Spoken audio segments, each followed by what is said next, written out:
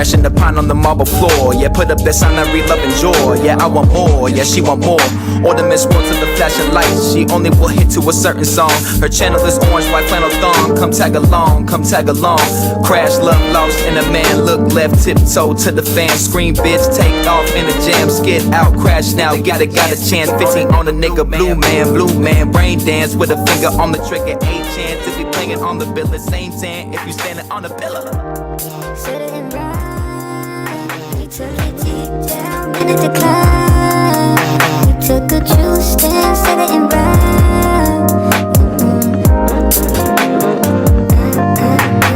Yeah, then they got the old man black. Minutes with a 4-5 patch. Leather with a gold chain rack. Tempted, but my own black ass won't catch her with an all gold mask. Cause she ain't with running away. Opposite of playing cool. Feet up on the 80 dash. Whip them off into the pool. Give them signs to play a fool. Cause she is the queen. She kinda got ligamentous a reach. Follow her lead. Live in the system to dye your head green. Part of my ease, by your relief. Fish out the water, I'm dying slowly. I guess I will kick it when summer is eve. No dirt, no more sweat, I be treading lightly. You gotta be patient so you can mind me. Peace.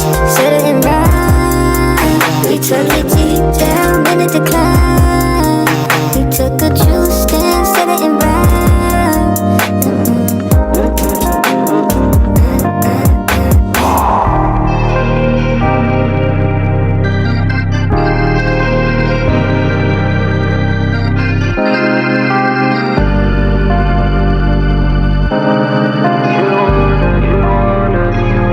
All she want is crash play. She living in that crash play. She give it up for crash play. All she want is crash play. She living in that crash play. I want some of that crash play. Black kings that push down on my will. Every day stay black to white, I might now. I see bouquets in that water. Them stains that's been falling to you. Oh no, why you crashing on me? Oh no, no, no, no, no, no, no, no, oh,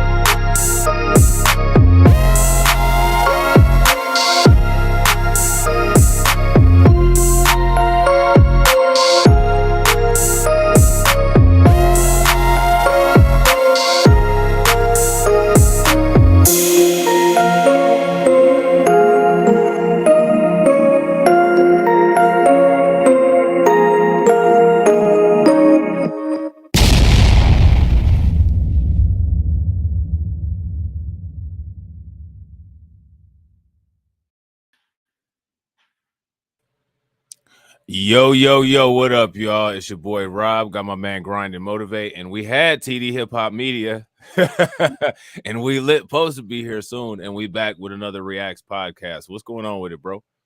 Ain't too much, man. What's going on with you? Same old, same old. Just watching YouTube. About to watch some YouTube with y'all. React, clown some people. You know. So what's been up with you, man? What you had on your radar lately? I seen you been on Twitter going in on people, man. Hey, if y'all don't follow my man Grind on Twitter, man, y'all gotta go follow my man Grind on Twitter because man, we be hitting these people with the 1-2 on Twitter. That should be hilarious. Oh man. So one of the people that got hit with the 1-2 was that boy Andrew Tate. Mm-hmm. Yeah, that boy Andrew Tate was talking crazy. Now, Andrew Tate, I don't know who it is, which account this is, but Andrew Tate got like mad people acting like it's him on Twitter. So we don't know if this is really his account or if it's not. It's him. But it's him. Oh, it's him for sure. Yeah, I looked at it. He he's doing all that him, all that rainbow stuff because he's trying to I don't know, he's kind of trying to troll the cancel or woke mob or whatever they say. He doing that Matrix grip. Yeah, because it's 7.4 million followers, so that's definitely him. Oh, for sure. That's for sure him. That's for sure him. So what he said was, I've noticed that Asians never complain about the atrocities that they have suffered. Now, is that true? That's a huge lie, a big fat lie. Yeah, that's a big fat lie. Study a history book. Korea, Burma, Japan, China, genocide, slavery, nuclear bombs, millions and millions of lives. Never heard any of them complain ever. You must not watch the news. Oh yeah, that's because the news is part of the Matrix. Right. So you wouldn't have heard about the AAPI hate crimes and you wouldn't have heard about affirmative action. Now, affirmative action was not an atrocity and they complained about that. Right. Right. Yeah, the AAPI was the biggest thing. The biggest, and it was kind of a farce, to be honest. Yeah.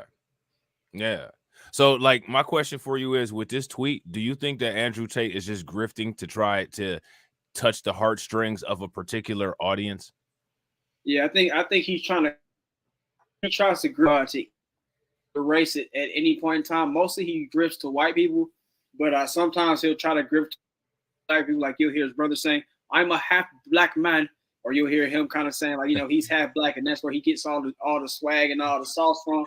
And then now you do this. Hey, you know how on YouTube people say racist so that they don't get in trouble for Yeah, right. that's how Tristan Tate be talking. He's like, I don't want to be associated with the red pill. Right, yeah, that's like the words you got to use, the code words. Right. Because Tristan Tate actually says racist when he's saying racist. Like he actually says it. That's how he says it. You know what I'm saying? He's like, I don't want to be associated with the racists in South Africa who genocide black people. Oh, bro. He did say that, didn't he? Yeah. Man, hey, listen, they got their grift game up tight though. You know what I'm saying? Like, I'm not mad at it. That grift game is like level 10. You know what I'm saying? Yeah. Shout out to my man TD Hip Hop Media who just joined in. What's good with it, bro? I'm good, man. What's good? What's going on, fellas? Chilling, man. TD? Yo, you specialize in this kind of stuff, so I'm glad you came in because I want to get your take. So Grind and Motivate had to napalm this dude Andrew Tate on Twitter because Andrew Tate tweeted this. I've noticed that Asians never complain about the atrocities that they have suffered. Study a history. What atrocities? Right. Korea, Burma, Japan, China, genocide, slavery, nuclear bombs, millions and millions of life. I've never heard any of them complain ever. Why would they be in the United States complaining about what's going on in Korea and China? That doesn't even make logical sense. But we had atrocities of our own with Asian people here in the United States. You know it's funny. And you know what's wild?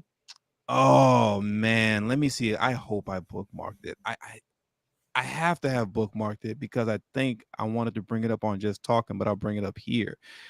I think it's just hilarious how hard white people like Andrew Tate, because Andrew Tate's not black, he's a white man. So I think it's funny how hard they reach to take shots at us. Like it's just because that's such a hard reach. You know, he's saying study a history book, and then he immediately goes into like everything that happened to them in their own countries. You know what I mean? Like it's like as if that's irrelevant to whatever, you know, their existence here is in the United States. But there was somebody, I had to have sent it. There was, what's this guy's name? Okay, boom, I got it.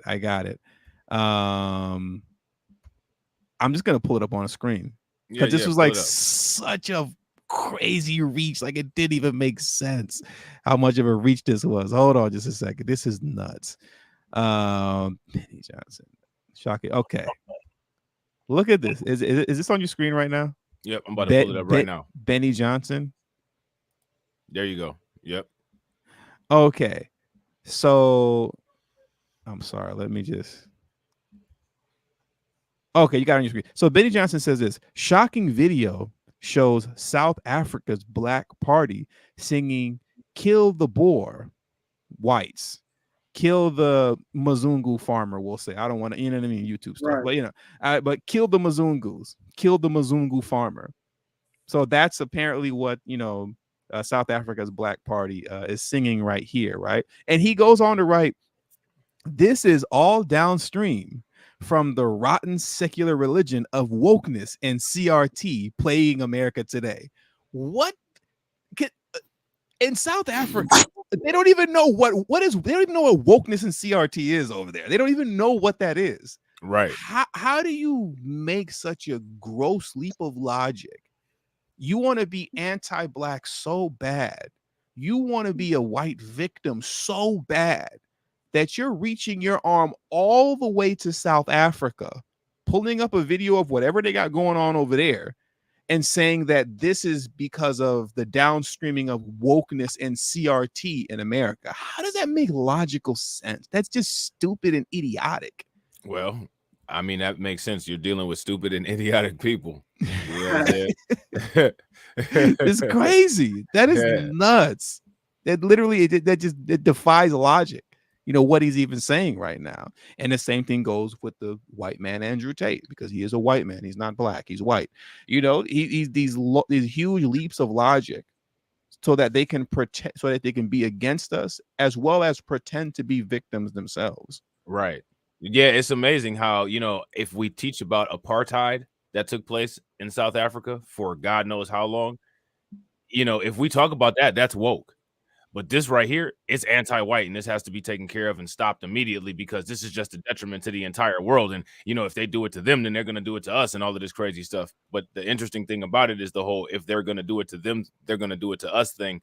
They don't say that in terms of in terms of apartheid and all of that, genocide and all that stuff that was going on in South Africa that white people were doing against the black people there. And what's funny also is that, because I was scrolling down looking through the comments, Elon Musk actually replied to this. No, of course he did, because he's a South African apartheid beneficiary. I'm not where is it? Because I scrolled and I saw it, but since I'm not following him, it doesn't just pop up immediately. You know what I mean? Damn it. And he added the current president of South Africa. There's too many comments now, because when I saw his comment there, it was like when this was first posted. I can't find it. There's way too many comments in here. But yeah, Elon Musk responded to it, and basically he was saying they're openly promoting the genocide of the Mzungu, President such and such, and he added the president, why aren't you doing and saying anything about this? Like that was what the same reason nobody says anything about us here. Now move along, Elon. Exactly. Like it is what it is. Okay, I want to see if I can find that. Where is it? Replies. I don't know how much he replies, if he replies to a lot of people or not. But, he's active on Twitter. He had Vivek Ramaswamy on there, and they had 40,000 people in their Twitter space. So I'm probably not going to find it then. If he's one of them, like, chatty patties on Twitter, like where you just, most people I hate that download. when you try to, like most people download a social media app. He actually bought one. Like that's how you know what I'm saying? Like that's how ridiculous he is. Most people just download Twitter on their phone or go to the Twitter website to engage in social media. He actually bought the site to be a troll on Twitter all day long. Like, and that in his mind, he's oppressed. Go back to that one with that shirt open like that. Go back up real quick. I want you to look at that. I think is this the one where he's well, I can't find the exact one, but you see he's replying to a lot of this, with that guy. What's his name again? Malema or something like that? I'm not sure.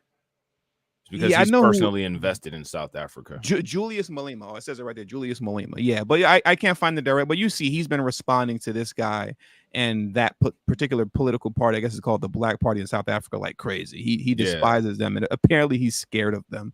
You know, because they're going to commit open genocide on the Mzungu, which is not going to happen. But go back up to that shirt though. Go back up. That shirt explains everything about Elon Musk. You see what it says there?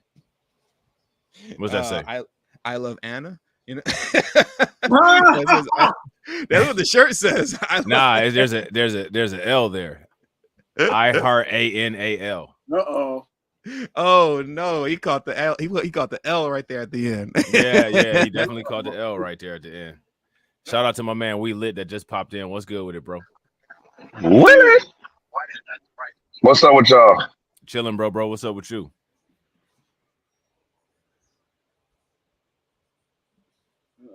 Uh-oh. Wait, what'd you guys say? No, we said chilling. What's up with you?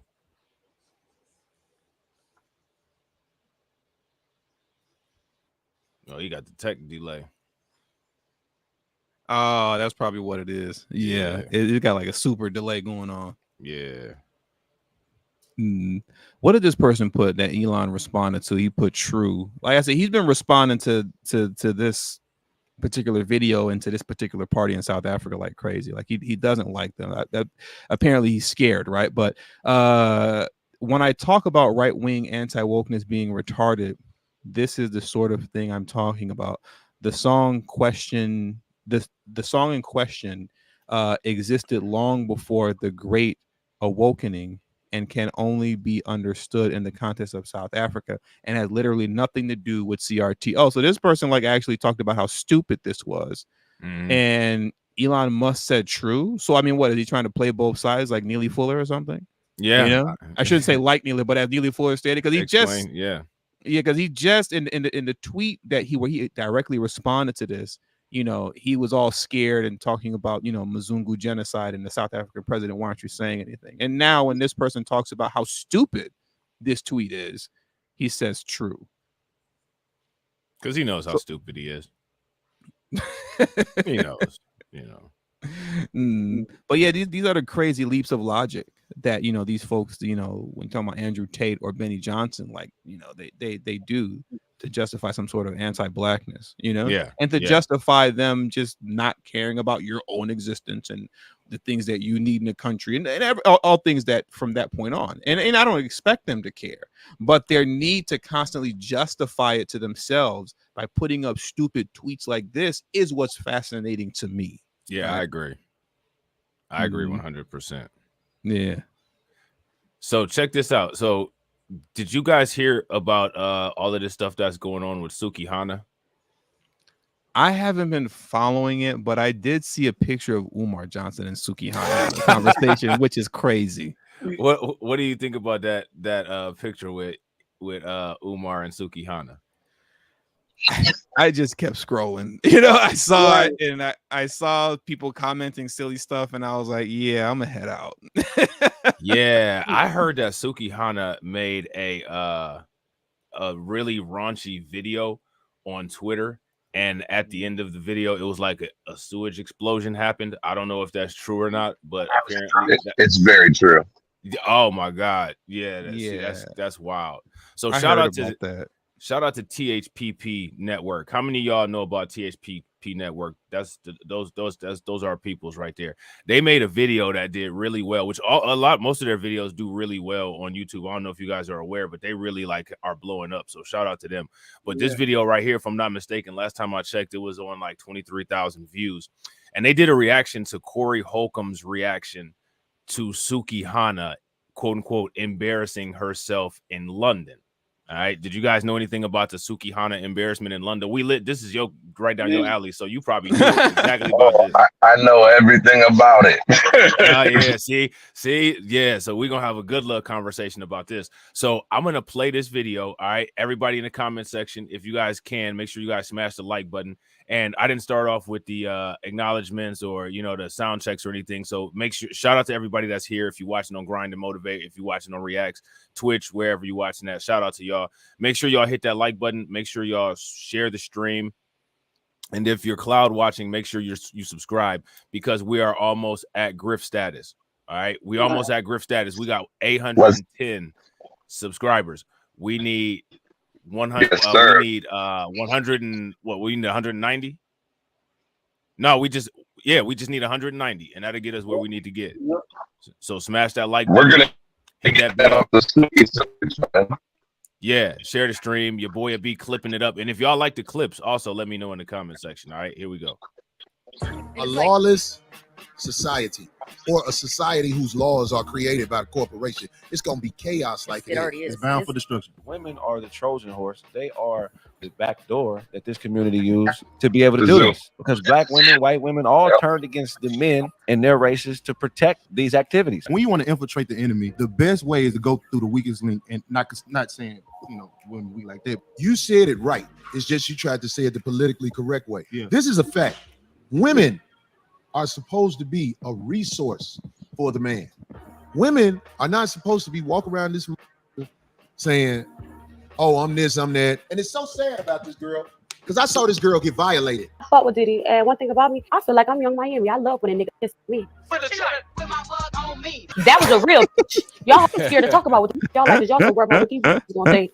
Baby, if you tell me, make sure along you get my hair done after.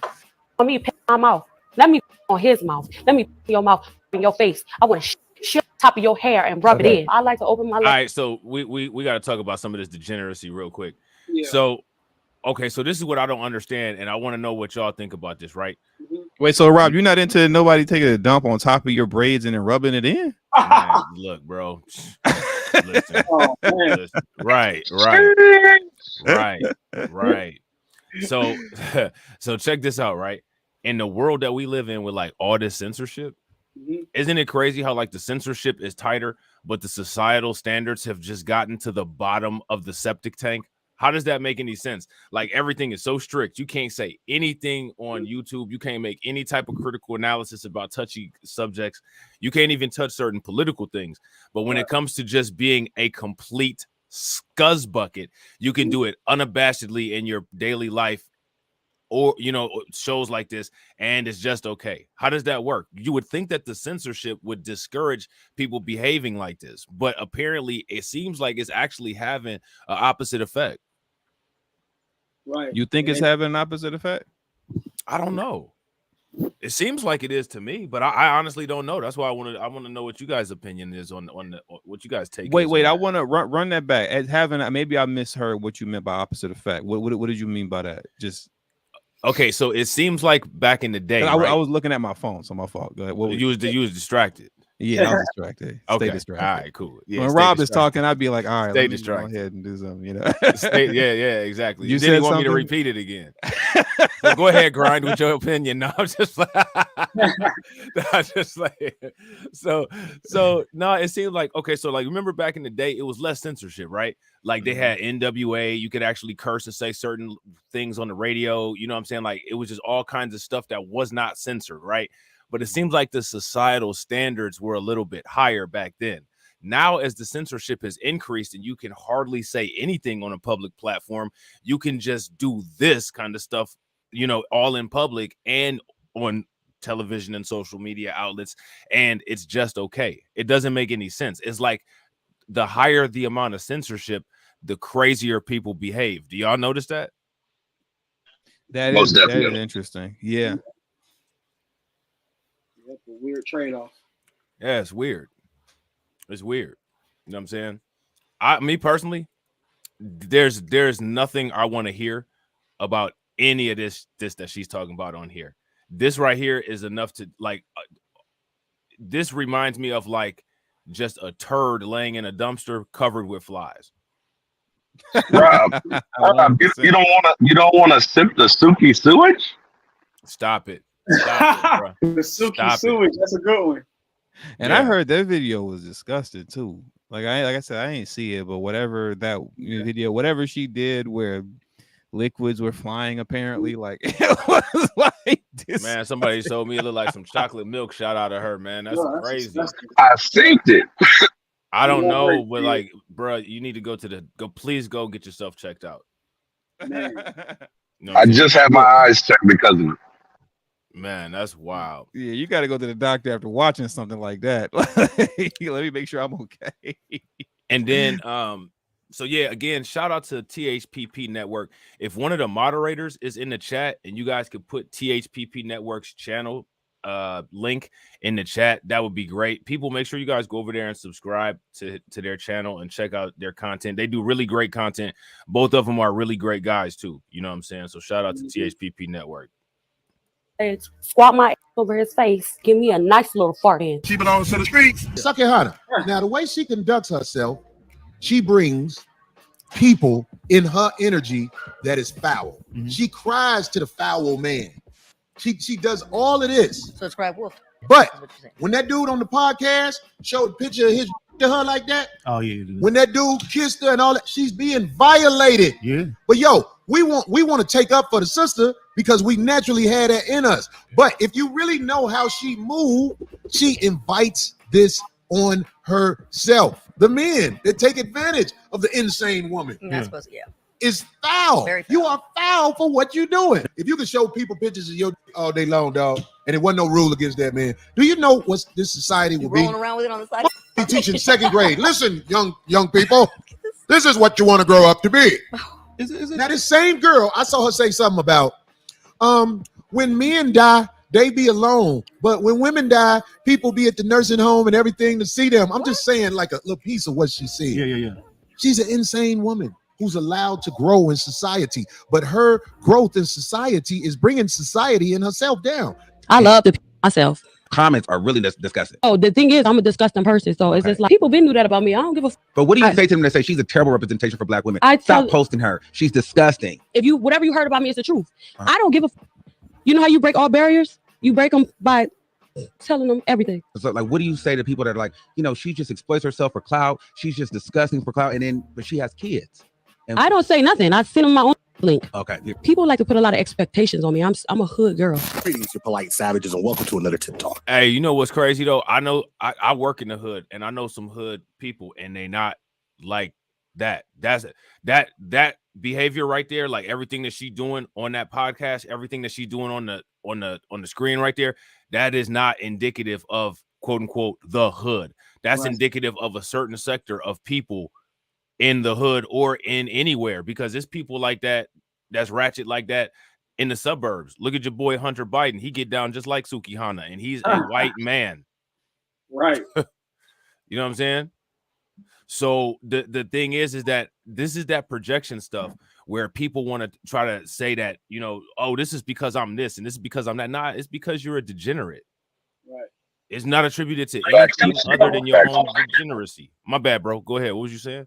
No, I was just saying fax machine. Yeah, no doubt. All right, I'm gonna run it. Here go their commentary right here.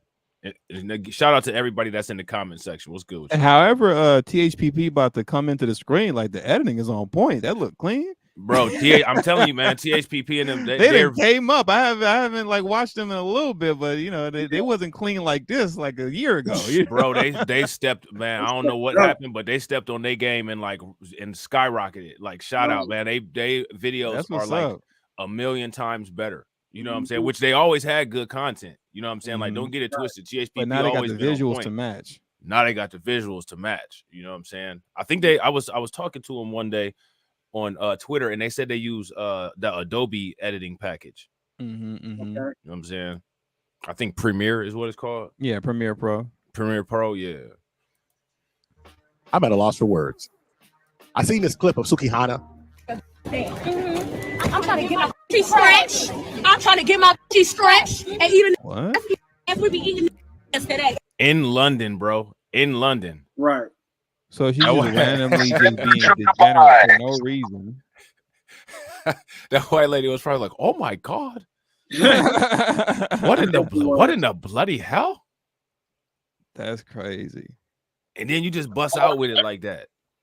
Like no, you know, like those memes where it starts off nobody, and then it comes in, I'm trying to get my piece stretched. Right. I'm trying to get it stretched. Like what? Like everybody walking down the street chilling, like just having normal conversations, and here I want somebody to bust it open. Like what? Exactly. What are we doing here? That's wild, bro. What normalization of degeneracy is crazy. Yeah, facts. And then again, but then they're censoring like crazy though. They'll send. You see what? That's what's funny. That we want to censor political information, but we don't want to censor degenerate behavior. Degenerate behavior has to be protected at all costs. You know, but if I disagree with you politically, well, we got to shut that down. That's what's actually dangerous. Well, one pushes a narrative. We know that. Facts. Mm-hmm. Yeah, expand on that, bro. Expand on that. I'd like to expand on that, but I got a radio in the background, so I can only come in one liners, bro. we can only get one jewel at a time from We Lit. It's all good. as long as they priceless, keep them coming. You know what I'm saying? He said one jewel at a time. One jewel at a time. You know what I'm saying? But this is the Griff channel, so we'll take what we can get as long as it got some value. Right. And I kind of agree with Carlton Wade one, what he's saying too. She purposely did that in front of white folks to get attention, showing out for massa. Right. I feel that way too. I think so too. I think that was very intentional that you saw these white ladies walking down the street and said, "Let me put this ratchetness on display in front of them." Man, I got a question for the panel. Where do you think Sukihana would be back in the slave days? Is she in the field or is she in the house getting her pussy scratched? I don't even want to think about that, and I have no idea. But that would be funny if them British women was like, "Yeah, we just came back from Jamaica getting ours stretched too." Passports, girls. Yeah, because them passport girls, they've been doing it for a minute. You know hey, they've been on it way before the passport bros. They were on it way before passport bros.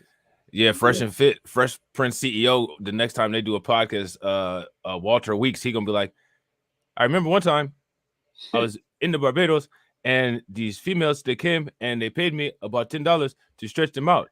Well, one day I happened to be watching and I saw Sukihana walk right past both of them. I didn't think I'd ever see him again in my life, but I saw him in that video. It's a bust down bloke. I'm gonna get $10 for it. Right. $10. He'll do to both of them. Two old ladies. That's wild. That's the geriatric discount. You show your Buckeye card, you know what I'm saying? You show your gold card and you can get stretched for that Social Security. You get that SSS, that Social Security stretch. That's crazy, man. That's crazy. All right, let's check out some more of this. Other tip talk. I'm at a loss for words. I seen this clip of Sukihana. I'm trying to get my stretch. I'm trying to get my stretch and eat if we be eating yesterday in London. I'm sorry, like, can you pause that real quick? Yeah, I got you. Go ahead. That make you mad, don't it? She's a disgrace. Really do. Like, it literally like upsets me. Like, people like that need to be removed from society. Yeah, facts. I mean, like physically, not just like you don't get to be seen like on social media. I mean, like you're not around. You know?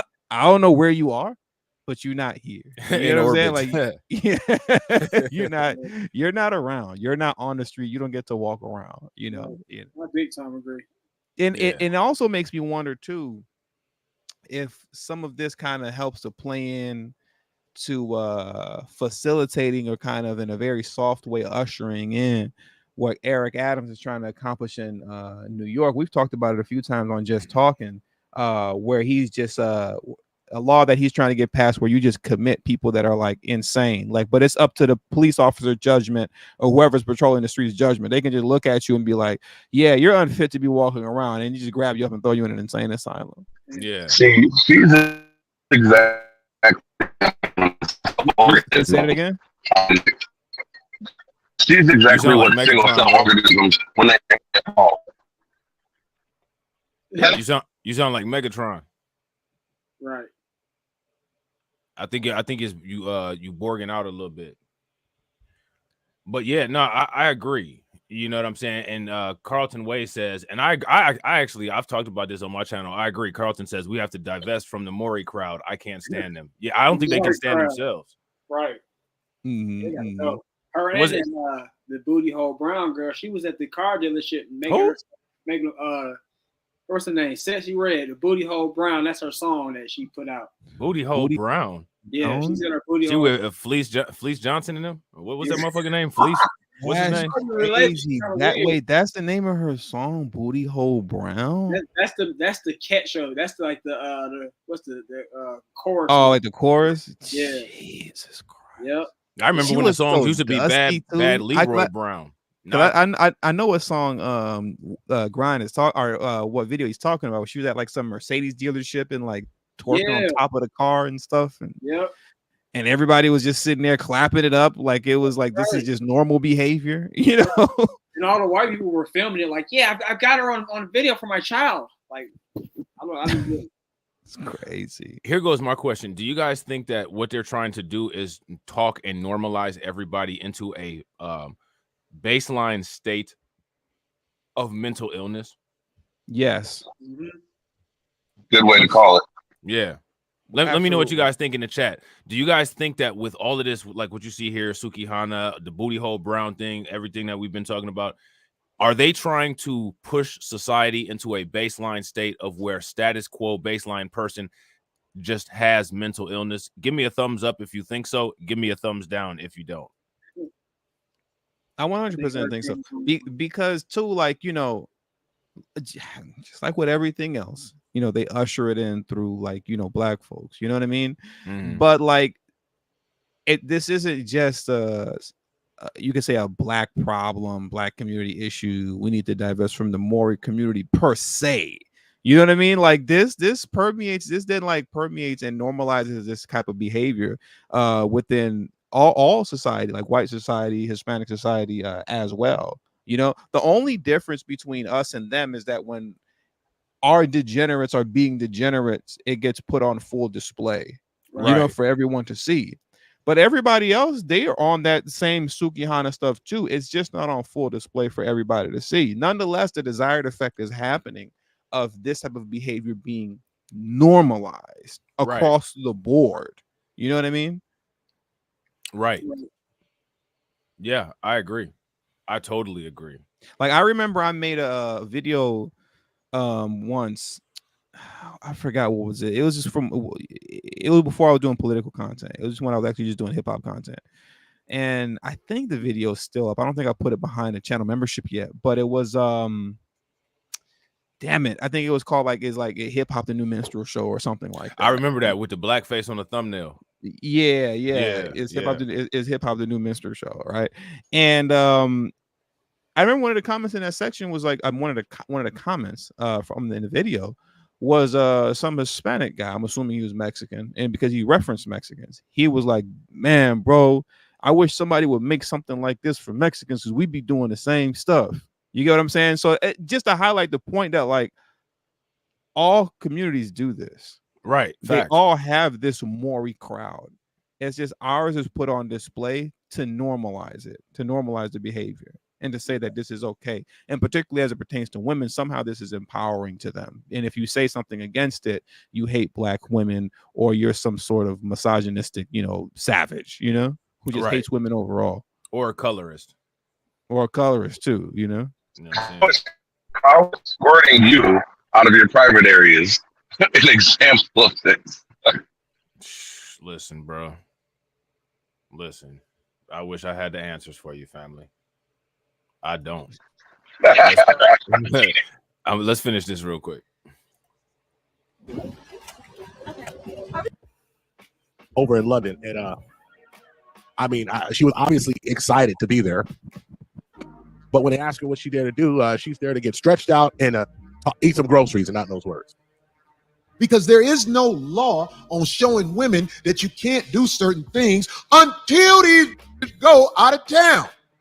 Now, when these go out of town, they find out the hard way. This ain't America. Some is in jail in Dubai right now. Do you know what the jail for? No. Being loud in public. They don't do that now. They don't play that. Hey, yo, shut up over there. Like, they was like, dang, she loud. Corey Holcomb stupid. What do y'all think about that though? About this this situation where this woman here was locked up in Dubai. I think what actually ended up happening I think she might have got into some type of verbal altercation with a male, and I think that it's against their laws for women to behave modern in those countries, and the modernization got her put into a modern prison cell. And a lot of people are saying that that's like misogyny, you know what I'm saying? Like, you know, she's being treated unfairly. My question is, what do y'all think about it? I bet she's gonna be quiet, at least when she's in Dubai. Right. I bet she's gonna be quiet now. The same way I bet you that Brittany Griner gonna make sure that she don't even have no THC in her bloodstream when she get on a plane headed toward Russia. Mm-hmm. Brittany Griner on CRT right now. Right. And you remember in a few months back in Russia, we talked about on Just Talking. There was that one. She was an American. She was actually African. I forgot what African country she was from, but she visited Russia, and she was twerking like on like one of their national monuments. Like she just started doing it. World War II monument. I remember that. Yeah, like a World War II monument. She was just like twerking in front of it and stuff like that, and they snatched her up and locked her up. She was all in court crying, apologizing. I didn't know, and I didn't mean to disrespect. And like, no. Right. It's too late for all that, I forgot what the law was. I think it wasn't called degeneracy. I forgot what the name of the law was, but it's basically an anti-degeneracy law. Like you out here twerking in public and on national monuments. Like, no, you're getting. And she was looking at actual time. Bring it to America. Looking at like 3 years, something like that over that. You said they hit her with the no. Yeah, they hit with the no. They're about to slam her with 3 years for twerking in public. And I'm not mad at it. I'm not mad at it at all. Me either. Maybe we could get some decent women if they brought back here. Man, I said it. And they did it, and it's across the board. I remember in Russia too. Like they're serious about that. There was some white girls too. Like they did some little TikTok video, and they was twerking. It was same thing like at some national park or something like that. And they locked them up. It was like 3-4 white girls. They locked Russian chicks. I don't know. I don't remember if they were American white or not. They might have just been Russian. But yeah, they locked them up. Them up. Locked away in a faraway land, not the business. You know what I'm saying? So now my question is, what makes people think that what they do here in the United States is going to fly in some other country? Like, what makes you think that you getting out of pocket and being modern, even if you're a guy, just being a simp and being a degenerate, right? Because I think that a lot of those, I think that there's a lot of like red pill adjacent ideas in Islam anyway, which is one of the reasons why those grifters grift on over to that religion, like Andrew Tate. You know what I'm saying? Yeah. But even guys acting like simps, I think you might mess around and have some legal repercussions in a Muslim society as well if you're a legacy simp. You know what I'm saying? As they should. Yeah, I agree.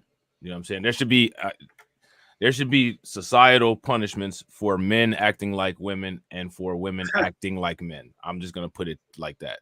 Yeah. You know what I'm saying? Mm-hmm. You guys are slippery slope. Now, do you guys think that the United States is gonna save this lady here? They're gonna come get her? Probably not. No, I doubt it. I don't think so. I don't think they're gonna make a deal for her. Yeah, but she's vital to the infrastructure, though. She's an essential. She's an essential logistics worker. Without the truckers, you know what I'm saying? We don't have any product movement or any supply chain. No, they already got themselves driving trucks. They good. Right. Well, is she still? How recent was this with this lady trucker? That's a good question. Couple weeks. I'm not sure. You guys know in the couple chat? weeks. Oh, it's recent. Couple weeks, yeah. Yeah. Oh, okay. I'm actually curious now if they're gonna go get her. I don't think they're gonna go get her. No, we'll see her on Christmas. On Christmas. Yeah. She should have been smart. I gotta agree with Black Bitcoin Key. If you guys agree with Black Bitcoin Key, give me a thumbs up. If you guys disagree, give me a thumbs down. He says Americans feel entitled. It's facts. Yeah. And then they find out the hard way when they go overseas. It don't work like that over there. Yeah, I wouldn't even say feel entitled. They are entitled. Well, American entitlement is trickle down white privilege. You know what I'm saying? It's trickle down white privilege. If you ask me, that's one of the reasons why people should bathe every day. Mm-hmm. Man, I seen an article about women not washing past their knees. I almost lost it. Man, I saw something on one of Phil Scott's channels about somebody getting taught how to bathe. I thought that was quite interesting. Yeah, that's crazy. But, well, isn't that how it started? Let's check this out. Somebody said it's a out here yelling. They slam that. They open the jail with that jail because you got to stay in your role in them other societies. They don't want no male aggression from you and use a woman. You out here in America, they want you insane out here. They want you to think you can yell at the top of your lungs to anybody and f up the atmosphere and the energy and everything in the world. I was watching Sarah Garvey and he said something that I just want to echo. Shut the hell up. Just close your mouth. Close your ignorant fly catcher. Apparently, the only thing you want to be known for is spreading your legs and making babies, being a single mother, being a thought, all of the nasty things. That's what you want to be known for. Why don't you just do us all a favor and just close your mouth? You are an international embarrassment, ma'am. You are an international embarrassment. You are exactly what they say that we are. You are an offense to everybody who struggled. Anybody who sweat or bled. You are an offense to that. As a matter of fact, you might as well be Satan. And there's a long list of ones who probably just need to shut the hell up. Yeah. And I'm sure. Yeah, I gotta start. You know, I gotta start making sure I'm keeping up with THPP going in. Does anybody hear Gel and Weave playing in the background? Gel and Weave. Okay, I'm just checking. Rob, you know what I'm talking about. 3-6 Mafia, Gel and Weave. That's funny. 3-6 Mafia. All right, I'm about to run this. I'm gonna finish this up real quick. We got like 5 minutes. Well, what about the men? We will deal with the men later. But what we're going to deal with now are these modern ass women who consistently lead people down the wrong road, who make more single women. That's what we're going to deal with. And they just need to shut the hell up. Sukihana, Benihana, Bullyhana, whatever you're on, shut the hell up. When somebody asks you what you dare to do, let somebody else speak. Because obviously you can't put together a real sentence to save your life. You are an embarrassment, an international incident waiting to happen. I think that's all we need to hear about this. But my question for you guys is, what do you think that it shows with Dr. Umar Johnson in a picture being hugged up with Sukihana? If you ask me, like, to me, what that shows is that he completely and 100% approves of that kind of behavior from women. And that, you know, that's what he feels that, you know, people need to involve themselves in. And me personally, I completely and 110% disagree. And I don't care what people think. I don't care what people say. There are people that need to just go away forever and be thrown away, and they're worthless. And whatever kind of ist you want to call me, hey, you know what I'm saying? You can call that shit collect, because I'm not going to change my message. You know what I'm saying? Like, none of that intimidation shit works on me. Oh, you're a colorist. You're a this, you're a that. I don't give a fuck. You know what I'm saying? Like, there's certain stuff that just is not acceptable. And one of the reasons why countries like Saudi Arabia and Dubai, with those oppressive laws keeping people in check, actually are one of the countries that runs the world financial system through the petroleum trade. That's one of the reasons why those countries have so much power, is because they have people who get out of line, if not being checked, in strict check, to the point where you get your ass thrown in jail when you get out of line. And honestly, as far as the rest of the world, not the church, the rest of the world sees that and looks at it as misogyny. I don't care what the rest of the world looks at it as. Look at the success and look at the power that those places have. And what I say is, emulate where you see power. Copy the model of strategy that you see when power is obtained. So it doesn't matter what those people think, because it'll be, you know, people like us who put those kind of things together and maintain them. And it'll be people like that, the ones that need to be put in check, that'll be getting the benefits from it. And people need to take a hardline stance on that.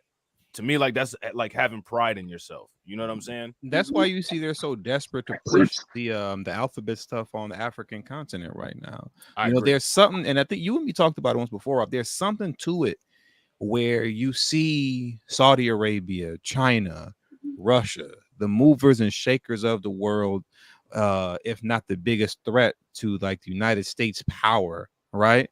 In terms of like, becoming a new superpower, they don't play that.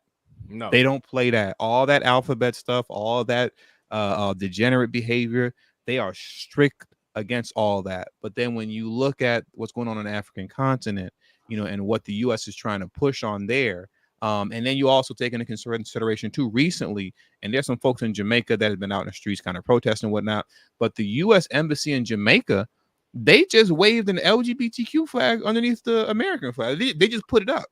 Like we're in your home. We're here in Jamaica and just decided we're going to put up this LGBTQ flag over here. You know what I mean?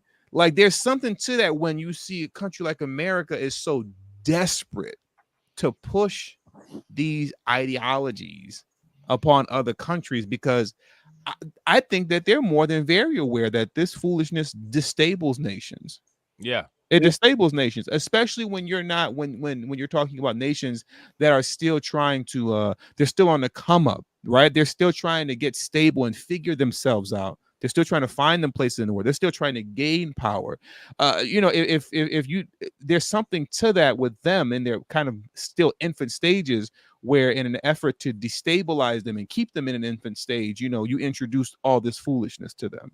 Yeah, I agree. And one thing that I noticed is that a lot of those countries that are with the BRICS financial network, those countries are countries that are hardline on their preservation of masculinity and do not allow any of this derivative stuff that we have going on over here. Mm-hmm. Yeah, that is true. As they should. Yeah, I agree. Go ahead, Grind. What you about to say, bro? I was just saying, yeah, that is a common thing with each of those BRICS countries. Yeah, and I think that says something. Yeah, you know what I'm saying. And honestly, like I think that men here in the United States should stand on their square for their masculinity, because let's just keep it a buck. Women aren't going to protect it. Right. Women really don't have value for masculinity. You can tell this again, and it doesn't matter who gets upset, because you can see it. It's all coming to fruition now. The people that immediately go to calling you emasculating names, the people that automatically go to emasculation, those people embrace those self-emasculated men, right? Yeah. So whether they may or may not be involved in political support of that, these women see men as emasculated. You know what I'm saying? So it's up to you to maintain, preserve, and project your masculinity. The United States government is not going to do it. Women are not going to do it. It's up to you. And through that masculinity, that is where you'll be able to get your power to create the basis of societal change. It's not going to be anybody else doing it but you. But once you optimize that and create high value networks and value chains with other capable men who are like you, the amounts of power that people can achieve are limitless.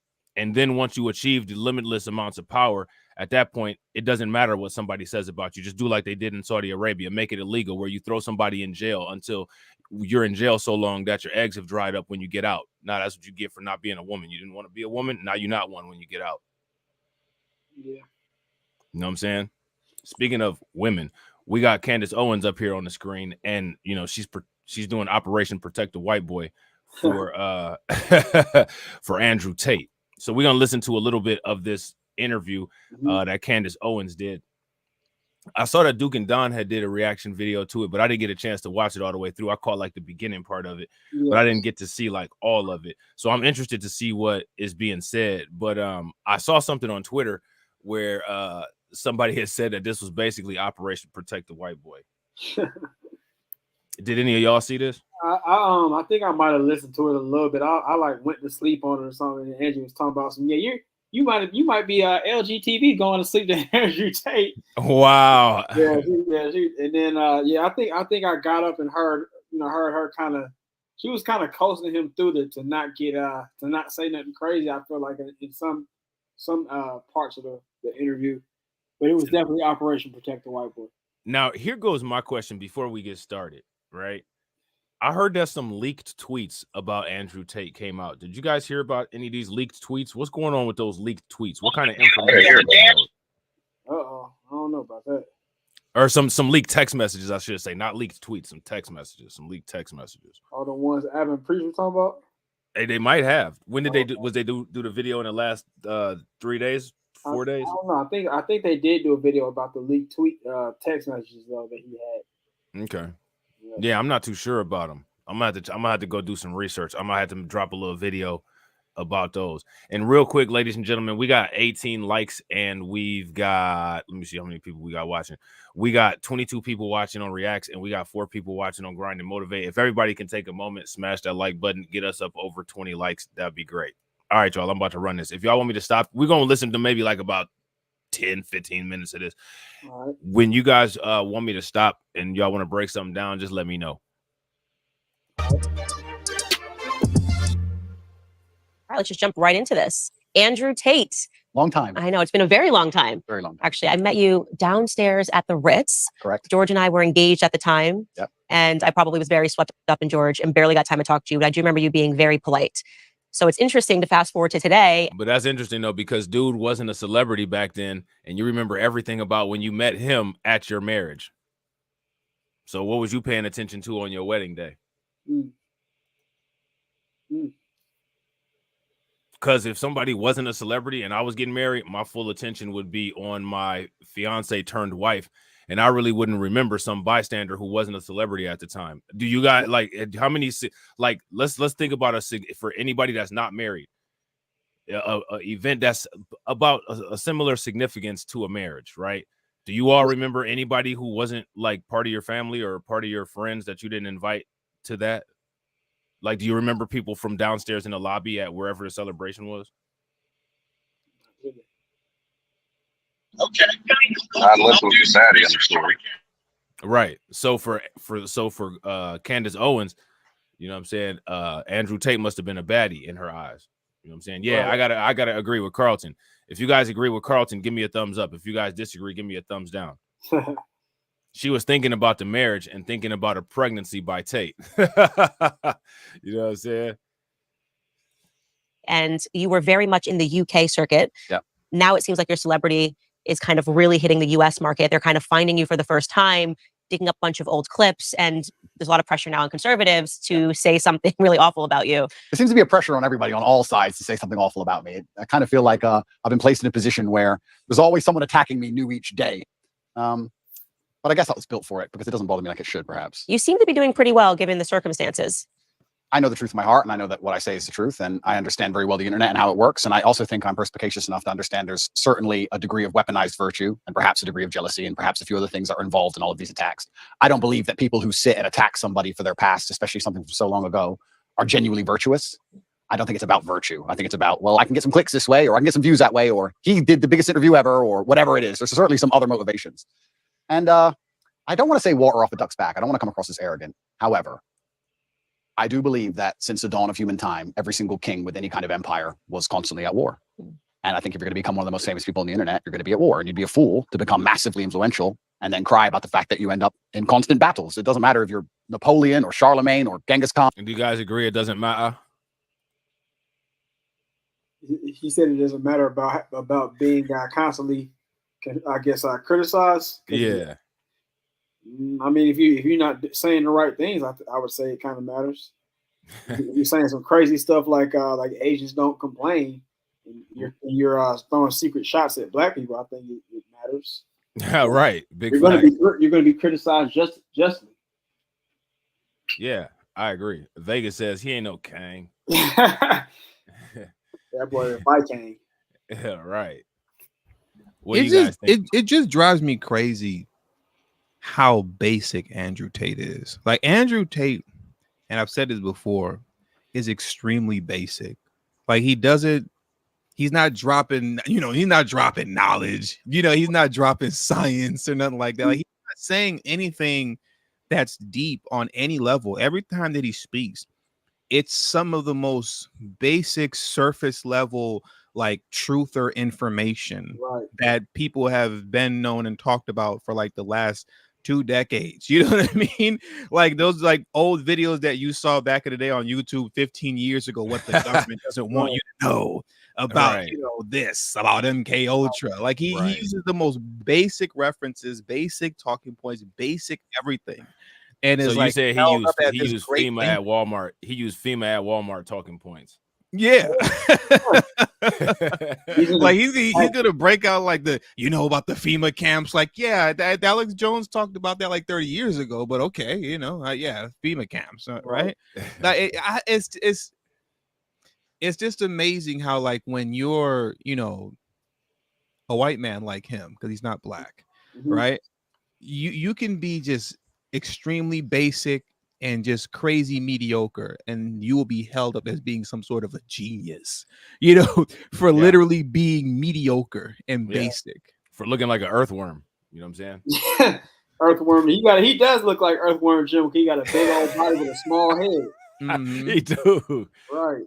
Kidney bean head. But he's definitely what TD said is right. He's saying the same things. He's basic, but it's a package. He's a white guy. He looks masculine. He's got muscles. So, I guess he drives the cars they want to drive and has the ladies they want to have. So, yeah, of course they're going to follow him.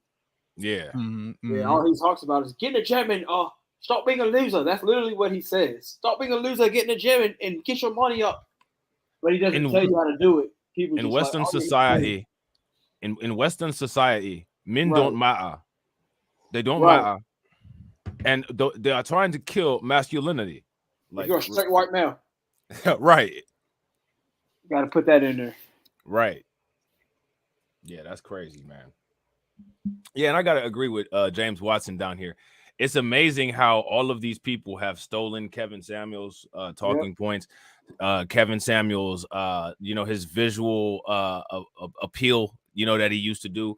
And, even crazier, people are actively stealing from Fresh and Fit. As much as I don't like Fresh and Fit, right? People are actively stealing their success model. You know what I'm saying? And, because these are people that Fresh and Fit want to kiss their ass, they're too scared to say anything about it. But Fresh and Fit is literally getting robbed of their content. People are ripping off their model of their podcast and remixing it and not giving Fresh and Fit any props and surpassing Fresh and Fit while doing it. Whoa. It's ironic. As much crap as Fresh and Fit talk about black people, they are the victims of what black people go through on their own platforms, and they seem to not even be smart enough to realize it. Yeah, has the whatever podcast passed them up already?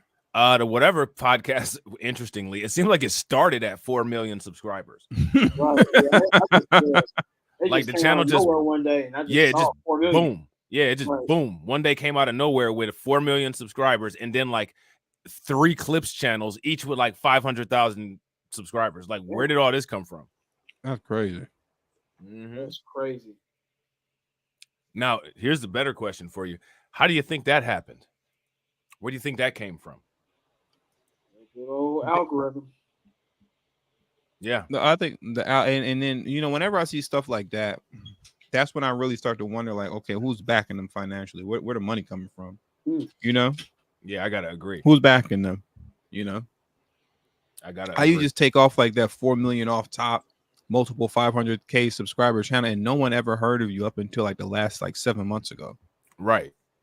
Like there's no lead up. There's no we don't see your rise to the top or none of that. And that's the thing. That's the beauty with YouTube is that there's a track record. I could go back on Rob's channel. I can go back on Grind and Motivate channel. You can go back on my channel and you can see old videos like how it started and where it's at now. Versus them, they just all of a sudden we're just popping. Like what?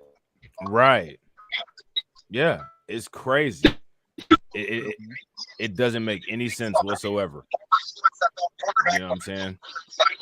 All right, y'all, I'm about to run it. And real quick, ladies and gentlemen, we almost over 20. Make sure y'all smash that like button and hit that bell. There's always someone crawling the edges of your empire trying to find weakness. The land that you Hey, I don't know where that background noise is coming from, but whoever has that background noise, can y'all mute? I think it's you, Grind. Yeah, I think it is. Let me see. Oh, for real? Where is that coming?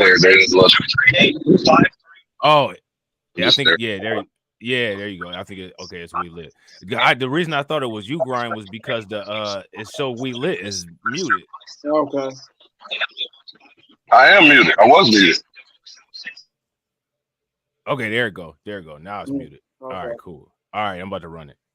Now, I guess you could say, to a degree, I certainly have an empire and I'm massively influential, and there's a degree of I wouldn't say jealousy, but there's certainly some ambitious people who are trying to damage it. I think that's what it is. So I did see a mashup clip that we're not going to show because I thought it was unfair. I will say that. Yep. Only because there was no context provided to the clips. It was just an extract of something that you said that 10 years ago. Some of them were literally 10 years ago. Yep. Didn't know what year it was from, didn't know who you were talking to, didn't know what context it was. And I've been victimized online by something like that before, where somebody takes something abstract and says, well, this is what must be what she means, until they're provided the full context of the clip. Yep. And I also take exception to, I think, digging back 10 years. Hey, why do people like Candace Owens always have a mutual sob story? Like, I've been a victim too, and these are the very people that say that everybody else is claiming to be victims. Right. These people always got some story about how they've been attacked, or like there's some plot, or the deep state is out to get them, or some just complete insanity. Like, what are you talking about? Like, man, don't nobody care about what you're doing. The deep state is out to get him.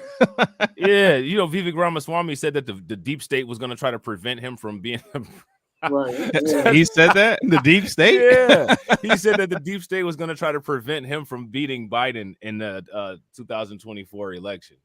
And it's like, bro, nobody even cares about the fact that you're walking on the earth. What are you talking about? Right. You're like, you might have money. You know what I'm saying? You might be a successful businessman, but the levels of success that you have to get to, or like the levels of exposure, you have to be at, like, the deep state is trying to get Edward Snowden. The deep state is trying to get Julian Assange. They're not trying to get any YouTuber. Right. Right. They would have been got them, wouldn't they? Right. Like, there's no YouTuber, as much as people want to think that they're truthers, there's no YouTuber that has WikiLeaked. No, right. At all. There's no On YouTuber, no level. right? Like, there's no YouTuber except Edward Snowden, because I think Edward Snowden does have a YouTube channel, so technically he would be considered a YouTuber. Aside from Edward Snowden, that is actually like leaked classified information. Like, hey, here goes a 5-page stack of papers on COINTELPRO in a manila folder that I'm just gonna drop off. Like, nobody's done that except for them. Right. Is that And what that's why the government actually wants them dead. Right. Like that's why Edward Snowden is like in the middle of Russia, surrounded on all sides by KGB and snow, with a with a VIP pass to the Kremlin. Because like if he didn't have any of that, he wouldn't be alive. You know what I'm saying? Yeah. Right. Like, there is no way America's gonna get me. Right. Like, my dude surrounded by the chilling. Kremlin and snow. Right. Like, my dude is chilling, surrounded in snow, in the Kremlin. Like, you know what I'm saying? And the only other place he goes to is St. Petersburg, probably. Like, he probably don't even go to the outskirts of Russia. Like, he's like dead in the center, because, you know what I'm saying? Like, America wants him. Mm-hmm. Even like Donald Trump, like, they're talking about all this. If they haven't prosecuted and gotten Edward Snowden or Julian Assange, nothing's gonna happen to Trump. Right. I've really been wrestling with the idea, that Trump, and I guess for some people it might seem like, oh, well, that's obvious, but like with that, Trump isn't even that Trump is actually part of the script. You get what I'm saying? Absolutely. He's not he doesn't care about people. He only cares about himself, obviously. But the idea that he's like fighting for the common man, and he wants to like break the system, because he talks that deep state stuff too, or at least he has. It's just not true. Like, he's part of the system. Like, he's part of the script. Facts. You know, like he is. Like, he's not some like renegade politician that just kind of, you could say, broke through the matrix or whatever. That's not true. He's not that. He's not at all. Right. No, I agree, bro. I agree 100%. If Because you guys agree with us, give us a thumbs up in the comment section. If you guys don't, give us a thumbs down. Go ahead. My bad, bro. Because once again, like, when you say, like, the example that you gave about like truthers, right? versus Julian Assange and Edward Snowden, right? So now takes Trump. He's supposed to be somebody who like kind of broke through the matrix and became president on accident. You know what I mean? And all this kind of stuff, you know, because the people just wanted something different. If he was actually against the system, then he would have gotten his name just slipped my mind. It was the white dude. He ran for president like in the 90s and they wrecked his life because he actually Ralph Nader, I think it is. Ralph Nader, yeah. Yeah, Ralph Nader, if I'm not mistaken, is who I'm thinking of. The government wrecked his life. They destroyed that man because he was just a kind of the common, for the most part, you know, common everyday man for the most part, like unknown, like, you know, he was a normie or whatever, you know, with his ideas of how things should go and how the country should be ran and so on and so forth, and got real traction and people really got excited about it. And the government was really scared, like, holy crap. Right. This is a problem. This guy is an actual problem and could actually steal an election and become president. You know what I mean? And they got him out the paint. They really got him out of here and made his life hell. Yeah. Yeah, they got him up out of there. Super like anybody who's not familiar with Ralph Nader, like there's documentaries that have been made about him. You gotta look him up. Donald Trump is no Ralph Nader. We might have to do the first ever Reacts documentary on Ralph Nader. Seriously, man, because they got him out of here. Like when you're a real threat, you're removed, bro. You're removed. You know, in one way, shape, or fashion, you know, whether you're in the dirt, whether you're in jail, whether they just make you. I think, if I'm not mistaken, like in the case of Ralph Nader, I mean, and I get it, he just had to fall. He just fell back. They made his life so miserable, so unbearable to just even be breathing. It was just like, hey, man, it ain't even worth it for me. Let me just go ahead and, you know, live life and just go ahead and fall back, man. I'm good. Y'all got it. You win. Remember when Fat Joe said even Ralph Nader was forced to lean back? Yeah. Yeah, man. All right, I'm gonna run this. I don't know who could survive that litmus test. I'm 34 years old today. 10 years ago today, I speak to my audience. I talk about, they call me puritanical. I talk about, you know, not drinking. I think the biggest change has been becoming a mother. And it would really be unfair if we went and found Candace at 24 years old, liberal, dancing at One Oak and said, well, look at these clips of Candace Owens. Fortunately, I had no cameras in my face 10 years ago. You somehow did. So I think it's a bit unfair. I also think that some of the critique that is coming your way is coming from people who are well-intentioned, like they actually don't perceive maybe perhaps, okay, this is 10 years ago, what the context is, has he changed since? So I will ask the question, and we are going to get into some of those clips. You said you're an open book. How have you transformed? And I've seen changes just, I think, in the last 5 years. Who are you today? How have you transformed? That's a very good question. It's also very important when you talk about Candace from 10 years ago. The idea that you did something 10 years ago, which you would no longer agree with, is one thing. But the second thing, to come along to the conclusion that you now have no value to add to the world would be massively unfair, right? Everybody changes, and that's fine. I'm not the kind of person who's going to sit and apologize. Hey, Terrence Jackson says somebody has that pic of Candace somewhere. If somebody's got that picture of Candace, we've got to get it in the Reacts Discord. You know what I'm saying? We've got to get it in the Reacts Discord. As for his past, I believe all's well that ends well. I believe we're humans and we grow and we learn. I'd be a fool and I'd be disingenuous to sit here and pretend I was sorry for something I did in the past. And I'm not going to do that. I'm going to be very honest to everyone at home. I've talked at length for a very long time about my history and the fact I used to run a webcam business, and I don't feel guilty for that. I know that's maybe what they want from me. I don't feel sorry for that. I've never hurt anybody. It has nothing to do with my current criminal case. Everybody who worked for me was very positive. In fact, my #1 supporter is currently online, and my best lifelong friends and some of the letters I got in jail were from people who worked for me at that time. And I had a business. And I'm not going to sit here and try and pretend I feel guilty or I feel sorry for that. I'm from a low-income background. I did what I had to do to survive. And truthfully, all in all, being very honest, I don't think what I did was really that bad. And I want to say that. And I know people are going to lose their minds for it, but I didn't. Now, here goes my question. I think. Oh shit! Hold on, real quick. Now, I swear, y'all should have just heard what I heard. Like, cause you know how like sometimes a window will open up in the back. Yeah. As a matter of fact, I'm about to show y'all what I heard. I know none of y'all heard this because you know like how the audio doesn't cross over. But I'm gonna show you guys what I heard. I was just sitting there like, really, somebody ain't gonna mute that. But it wasn't nobody. It wasn't nobody's phone. No, it was this right here. Hold on. Hold on real quick. And real quick, you guys, while I'm getting this together, make sure y'all smash that like button. And also, if you guys are not subscribed to Reacts podcast, if you guys are not subscribed to We Lit, if y'all not subscribed to TD Hip Hop Media and Just Talking, make sure that y'all do. This is what I heard in the background, because this was one of the next videos that we're gonna react to. Hey.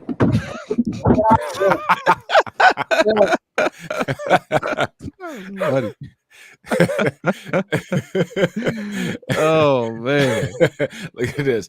This is what happened when you tell your kids they can't have something. Look, she was using all her soul with that kid. Right. Her face was the same. She had the Marjorie Taylor Greene face the whole time. Like, that face didn't move at all. She didn't break a sweat, nothing. Like, look at this.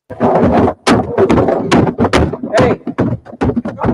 Now, you see the police? You see the police walked up right there, like right behind her.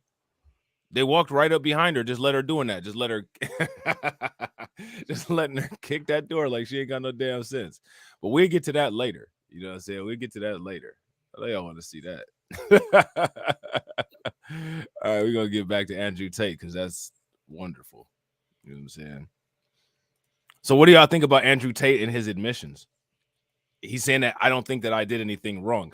That means that you do somehow feel that people are looking at you kind of funny. You think that people are giving you the, as we say, side eye. So what do you guys think about that? What do you think about that, Grind? I mean, I wasn't even paying attention right then. I was spaced out. You was hypnotized by old girl kicking the door. Oh, you're right. That's hilarious. Didn't sell drugs. I didn't kill anybody. I mean, what did I do? I found a gap in the market and I helped some people organize some accounts on an internet website. That's what I did. And they're going to try and criticize me and crucify me for the next 100 years because of it, because of clips that were made 10 years ago. I think it's disingenuous, and I don't think anyone actually really cares about the virtue of it, because nobody who was involved in my life back then is complaining about anything. I think it's just an attack on me. And certainly we learn and we grow and we change, but it's very interesting how hypocritical the idea of looking at somebody's life over such a long period actually is. I mean, we can look at Donald Trump, right, who I'm a fan of. I know you've had your ups and downs with him, but in the conservative sphere, he's pretty well respected. Donald Trump used to own the Miss Universe pageant. Are we going to criticize him? Are we going to crucify him? What about the girls he had in Miss Universe who decided to go on and do Playboy magazine? Is he a bad person now? Why? That's not Christian values, right? People are messy and life is messy and nothing is completely clean. And this idea that you're going to find somebody and 10 or 11 years ago, they did something which might even be slightly distasteful, not even illegal, and you're going to crucify him forever. I just don't believe that's genuine virtue. I think it's just an attack. I do think what's happening right now is they are wrongly conflating having run a webcam business, however long it was ago, to the criminal case. All right, go ahead, brother. This is a guy that has like multiple videos of him like backhanding women on camera, you know, and, like putting his hand around their throat and like dragging them around. Like, bro's just acting like he just, you know, maybe caught like a little weed charge back in the day because I was doing what I had to do. Like, no, bro, you didn't catch like a little minor drug charge. You know, that's not what happened, bro. Yeah. There's mad videos of you just putting hands and feet on women like on camera, and he's just making it seem like, you know, like, oh, like he inhaled, like, yeah, well, I did smoke a cigarette when I was younger, but you're gonna hold that against me? No, that's not what people are holding against you. That's not what people are holding against you. He was out here on social media acting like Nino Clown. Exactly. You know, and now he keeps going on these interviews. To me, I think that's honestly, I'm not gonna lie, I really don't see why people are so enamored with this dude, because I'm not trying to be funny, but like, this is not the most exciting interview that I've ever seen. To be honest, like, none of his content is the most stimulating content that I've ever seen. You know what I mean? Like, to me, the content is very mediocre. Like you said, it's very basic. There's nothing stand out about it, except for I do like his house. You know what I'm saying? I like the studio that they broadcast from. Right. But aside from that, like, none of the actual substance of the content is really anything that will keep my attention for a long time. And I believe also that he's also part of the, you know, the normalization of degeneracy. The guy's a degenerate. He's a degenerate. Like, I don't, how many videos do you have to see of a guy like beating up on a chick before you say, yeah, he's a degenerate? You know what I mean? And he's allowed to live and is propped up as being like some great thinker, and he doesn't even like drop any like real truth or knowledge. You get what I'm saying? He never goes in detail or deep on anything concerning society, how it's really ran and what's really going on and what they really don't want you to know. He doesn't get into any of that. Right. You know, it's just the idea that let's put up this degenerate and let's prop him up as if he's some great man that's being persecuted. That just further justifies his type of degenerate behavior, because if he can conduct himself the way he does presently and in the past and can still be elevated to the status that he's elevated to, then that means that I can carry on with that same level of degeneracy as well and not have to fear any consequences, and I too can still be successful and move up in life while being a complete degenerate. Now that's not going to happen, but then that just leads to a whole society of degenerates running around unchecked, thinking that they can do whatever they want to do when life doesn't work like that. Right. And not only does the degeneracy go unchecked, it's incentivized. You know what I'm saying? Like, they're using value chains. That Fresh and Fit, you know what I'm saying? That whole value chain there, they created with Andrew Tate. They're doing the same. They're right now in the process of manufacturing John Zherka, if you ask me, to be the next Andrew Tate. What do you guys think? I don't know who that is. Oh, we're gonna find out right now. Yeah. That's John Zherka right there. That's John Zherka right there. Yeah. That is your next masculinity idol. Yep. Welcome back to my man. We lit. What's good with it, bro? Oh man, big homie Peterson, you know. Big homie Peterson, man. Big homie Peterson. This dude, Jesse Lee, has been very problematic for a long time, but we lit again. But one thing that's interesting about Jesse Lee, and a lot of people don't like when I say this, but I believe that is true. I think Jesse Lee Peterson is very smart. He's actually tricked people into saying some very interesting and precarious and damaging things. So I think that Jesse Lee is one of those people. He's a lot like Pearl, because Pearl tries really hard to present herself as a dumbass, but actually she's kind of sly and cunning under the blanket of idiocy that she projects. And Jesse Lee is the same way. I don't. The big difference between Jesse Lee and Pearl is that I don't believe that Pearl is. I agree with you with Jesse Peterson. I think that Jesse Peterson is like highly intelligent. Yeah. And he understands that, you know, a smart person can play dumb, but a dumb person can't play smart, right? You know, Right. So I'm gonna play dumb and I'm gonna get this money. You know what I mean? And that's what he's doing. And I'm gonna play this whole. I do think that he is a conservative. I personally don't believe that he's the raccoon that he intentionally presents himself to be. Like, because he goes so hard and it's so like outlandish that it's just like, yeah, bro, I don't believe you. You're getting your money though. You're getting so, you know, and I think he just doesn't care. Like, he's like, I'm just gonna get my bread. You get what I'm saying? Right. And like you said, and because of that, like, he's able to get people out of pocket and get them to say things that they otherwise just wouldn't say. You know what I mean? Whereas with Pearl, I think that she is, I don't even want to say business savvy, but I guess She's for just lack of better words, business-driven. she's business driven. Yes, Yeah. she's business driven, and I'm gonna get this money by any means. It's not because of intellect, right? But it is. I won't take away her work ethic. You know, it's because of being extremely driven and hardworking, and I'll give that to her. I'll give it to her. I would say hard grifting. I would say hard grifting. And Yeah, she hard has an grifting. abundance of assets, like right there. You know what I'm Mhm, saying? mhm. It's not like us who, like, we are totally dependent on, you know, like our subscriber engagement and all of that. She already came into the game with like $3 million, like right there. Like, boom, she could spend all this money. See, like, if I came into the game with $3 million, you know, I would have top tier content, interviews, live streams every day, podcasts uploaded on Spotify. Like, I would be killing it. You know what I'm saying? But I don't have that. Like, I have to still work a job. I don't have a rich daddy. You know what I'm saying? I don't have African slaves. You know what I'm saying? Like, I don't have none of those resources that Pearl has. And I want to go back to, like you said, that was the right word. Not hard working, but hard grifting.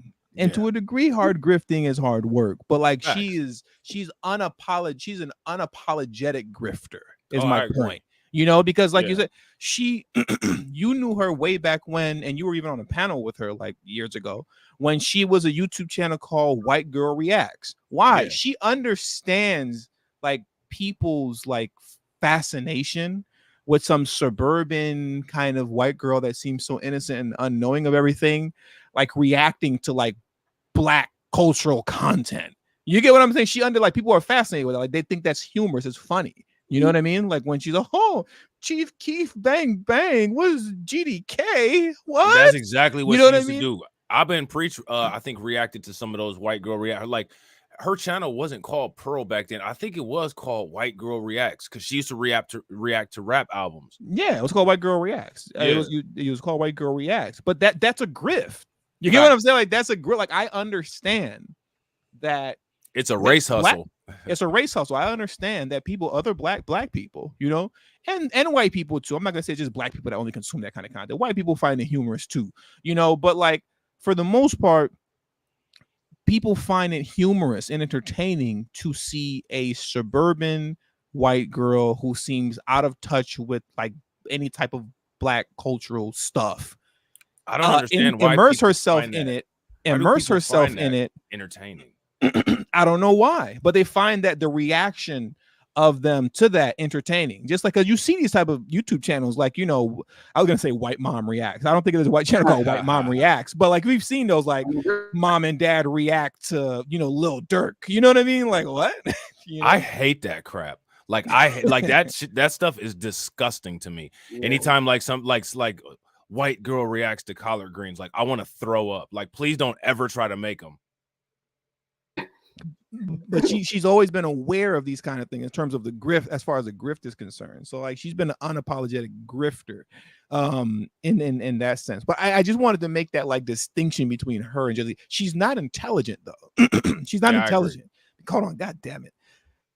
You got to get that juice or that water that you be drinking on your live. I know, right? I do this one dry throat. Chief dry throat. Because like we see, as far as her intelligence is concerned, that got exposed in her Hotep Jesus interview. Yeah. Her interview with Hotep Jesus exposed that she's not intelligent. Fact. I mean, not even like on the most. And when I say intelligent, I'm not even talking about like however you perceive it to be is like really smart or a good thinker. Like she's just not smart. Like she's not, you know what I mean? Like she's not, like she's ditzy, like she's dumb, like she's not smart. You know what I mean? Like and Hotep Jesus like exposed that without even trying, and that shows how you're just not smart when I'm not even trying. Right. You know what I mean? No effort. But because she's an unapologetic grifter, she didn't want to expose that part of her, that she is an unapologetic grifter. That's why she kept clamming up and didn't want to answer any questions. You know, but if she was intelligent like Jesse Lee Peterson, she would have been able to flip it on him. You know? Yeah. Because I've never seen anybody play Jesse Lee like that. Nah, man, I'm telling you, that's what I'm saying. Like Jesse Lee, he acts like a feeble old coon, but his brain is not feeble by any means. You know what I'm saying? Like, and the thing is that making it where people don't really detect that he's so crafty, that's part of the camouflage. Yeah. You know what I'm saying? Like, I mean, like I said, he's gotten some pretty prominent people to say some pretty destructive stuff. So, you know, you have to ask yourself one of two questions. Is Jesse Lee Peterson not that smart? Or are the people that he tricked not that smart? Because if Jesse Lee Peterson ain't that smart and he tricked these particular people into saying some of the things that he did, what does that say about them? Yeah. You know what I'm saying? Been tricking people for a long time. Yeah. Yeah, he's been tricking them little boys and all that. Well, allegedly. Right, allegedly. Real talk. Allegedly. Yeah. Facts. Yeah. Facts. Allegedly. All right, so let's see what old Uncle Jesse talking about with his dented head. Hate that shirt too. Oh man, it's terrible. Becoming a member there on our YouTube channel. I have with me today John Zherka. He is a comedian and YouTuber based in Canada. John, thank you so much for coming on. Thank you for having me. Yeah. I've been a big fan. Hold on, real quick. Big fan for years. That's amazing, man. I bet you John Zherka is a big fan. What was you saying, Grind? He looked like he going through withdrawals right there. Like he could barely hold his seat. Or he's sitting down. He just ready to just jump and spaz at any point. It's Probably is. Got them dark glasses on, so you can't see the rings around his eyes. Right. You see him twiddling his thumbs and all that. Right. Carlton said Jesse used to be a writer back in the day, but being pro-black doesn't pay well, so he got on the coon train. Then you gotta always we gotta start. Is that for real? Was he like on some other stuff? Yeah, I heard that there wasn't Jesse Lee Peterson like Al Sharpton's boy or something like that. Like he used to all these listen, all the conservatives, right? All the conservatives have a pro-black backstory, which is one of the reasons why I said we need to start doing the documentary arc. What makes a coon? Treat them all like comic book characters and tell the coon elevation story of why they became a coon. Because there's always a reason that people become a coon. The same way that there's always a reason why people become a villain. It doesn't mean I'm right on the ledge. I'm right on the ledge. I'm about to coon any day now. I'm right on the ledge. I'm about to just jump. Like, man, let me go ahead. Man, little white channels come out of nowhere with they sub after 2 videos. You'd be like, man, I might have to go and be like, man, Chicago. That's hilarious. All right, I might have to. My next Chicago video gonna be about what about black on black crime? Right, you know? Right. Like, we don't even care about the you guys voted the Democrats. That's why the illegal migrants are taking your stuff over. That's crazy. That last part. So he used to go in on white folks. That's crazy. I gotta find that, bro. I'm telling you, all coons. I want to see have pro-black roots. All of them. Which you don't hear a lot of the quote unquote pro-blacks talking about, because then you would have to ask, what are these people producing? And that's the question that don't nobody want to talk about. Like the same type question don't nobody want to talk about when we ask how come Ice Cube ain't been on the platforms of people that have defended him. You know what I'm saying? One of them type things, you know, talking about that kind of stuff is off code, which is why I do off code media. You know what I'm saying? Because oh, never mind. Keep going. No, go ahead. What was you about to say? I was gonna say, what do you think is the most common reason that people turn over their life to the coonologist way? Well, me personally, I don't think that I'm at liberty to say because I haven't done that. However, I think that you will see a string of commonalities when you compare these people's stories, which is one of the reasons why I think that those people should be all compared. I think, you know, what I noticed with like why they go in that direction hard, like there's 2 things that happen, right?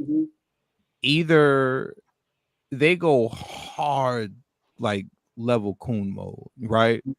Or they'll just kind of leave the, you know, community air quotes altogether, and they may not coon, but they just, I'm gonna just head out and go do something else. You get what I'm saying? But as far as like, but you know that within the community, that's considered cooning. Yeah, it's considered like cooning. if you don't, if you're trying to get water, right? And you don't just sit around thirsty with everybody else, and you be like, okay, I'm waiting for everybody to get some water. I'm waiting for everybody to get some water. Okay, guys, I'm gonna holler at y'all later. I'm about to actually go get some water because I'm about to die. I'll see y'all later. Oh, you see that coon? He went over there and only took care of himself. You know what I'm saying? I mean, like, you know what I'm saying? Like, that's, to me, that's not cooning. But that's what people have been taught over generations to call cooning. Well, that person didn't look out for all of us. I mean, it's the same thing as with Dr. Claude Anderson and Neely Fuller Jr. I mean, how long, like, I mean, repeating the same shit for 20, 30, 40 years, that's, so then you just go on your own way. That's not looking out for everybody. I mean, what needs to be done? Yeah, but like going back to like the hardcore, and I agree with you. Like, just if you have the audacity to just walk away and say, like, you know, I'm not about to coon, but like I'm gonna just go do something else. I'm gonna head out. You know what I mean? Like, you'll be considered a sellout. But as far as like the Jesse Petersons are concerned, and the you know, and we'll say that I wish oh man, what's my man's name? Jay the Informant was here. Angry Man. Jay here. Jay here. I think he in Grind's chat. Yeah, Jay here. Jay said he's a busy man questioning Cube. You know, but yeah, but just to get straight to it, like Jesse Lee Peterson, because I'm just not finding this out about him. Okay, and then you take somebody like Angry Man, right? And also we'll throw into the mix even Candace Owens, because she used to be up until very recent, like, right, until like Trump got elected, she was like hardcore liberal. What you'll see is that, like you said, they had these pro-black roots, but like just to keep it simple, like Carlton Wade was saying, it wasn't paying, right? And it may not even necessarily be about the money per se, because I specifically remember listening to an Angry Man live stream, maybe I don't know, a little over a year ago, something like that, possibly 2 years ago. And like, he was talking about why he doesn't talk pro-black stuff, and how he hates talking about, like, even though he's always talking about black women and stuff, but anything that's like kind of pro-black or about the community in a, I guess, a productive, like, fight the power manner, he doesn't like talking about it. And he said it's because you ninjas don't really give a F. That's what he said. Obviously he didn't censor himself like me, but like, that was what he said. He was like, you ninjas don't really give an F. He's like, you don't effing care. Right.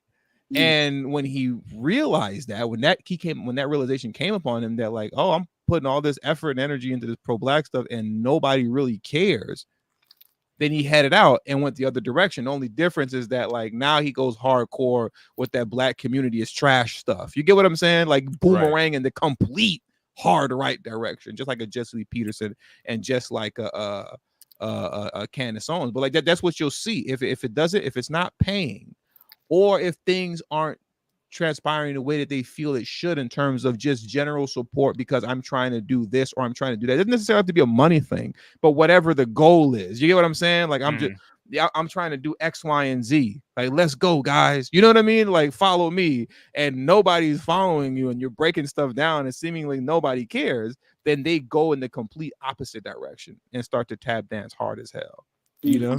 Now, I got a question for you guys. It all ultimately comes down back to just a lack of support, though, whether it's financially or just me needing people's time and let's move forward with this goal. It all comes back to a lack of support that makes them like boomerang like that. Well, why is there a lack of support, and who's responsible for the lack of support? If a person makes a decision, right, based on the lack of support, is the person who makes the decision the only one that needs to be held to some standard of accountability?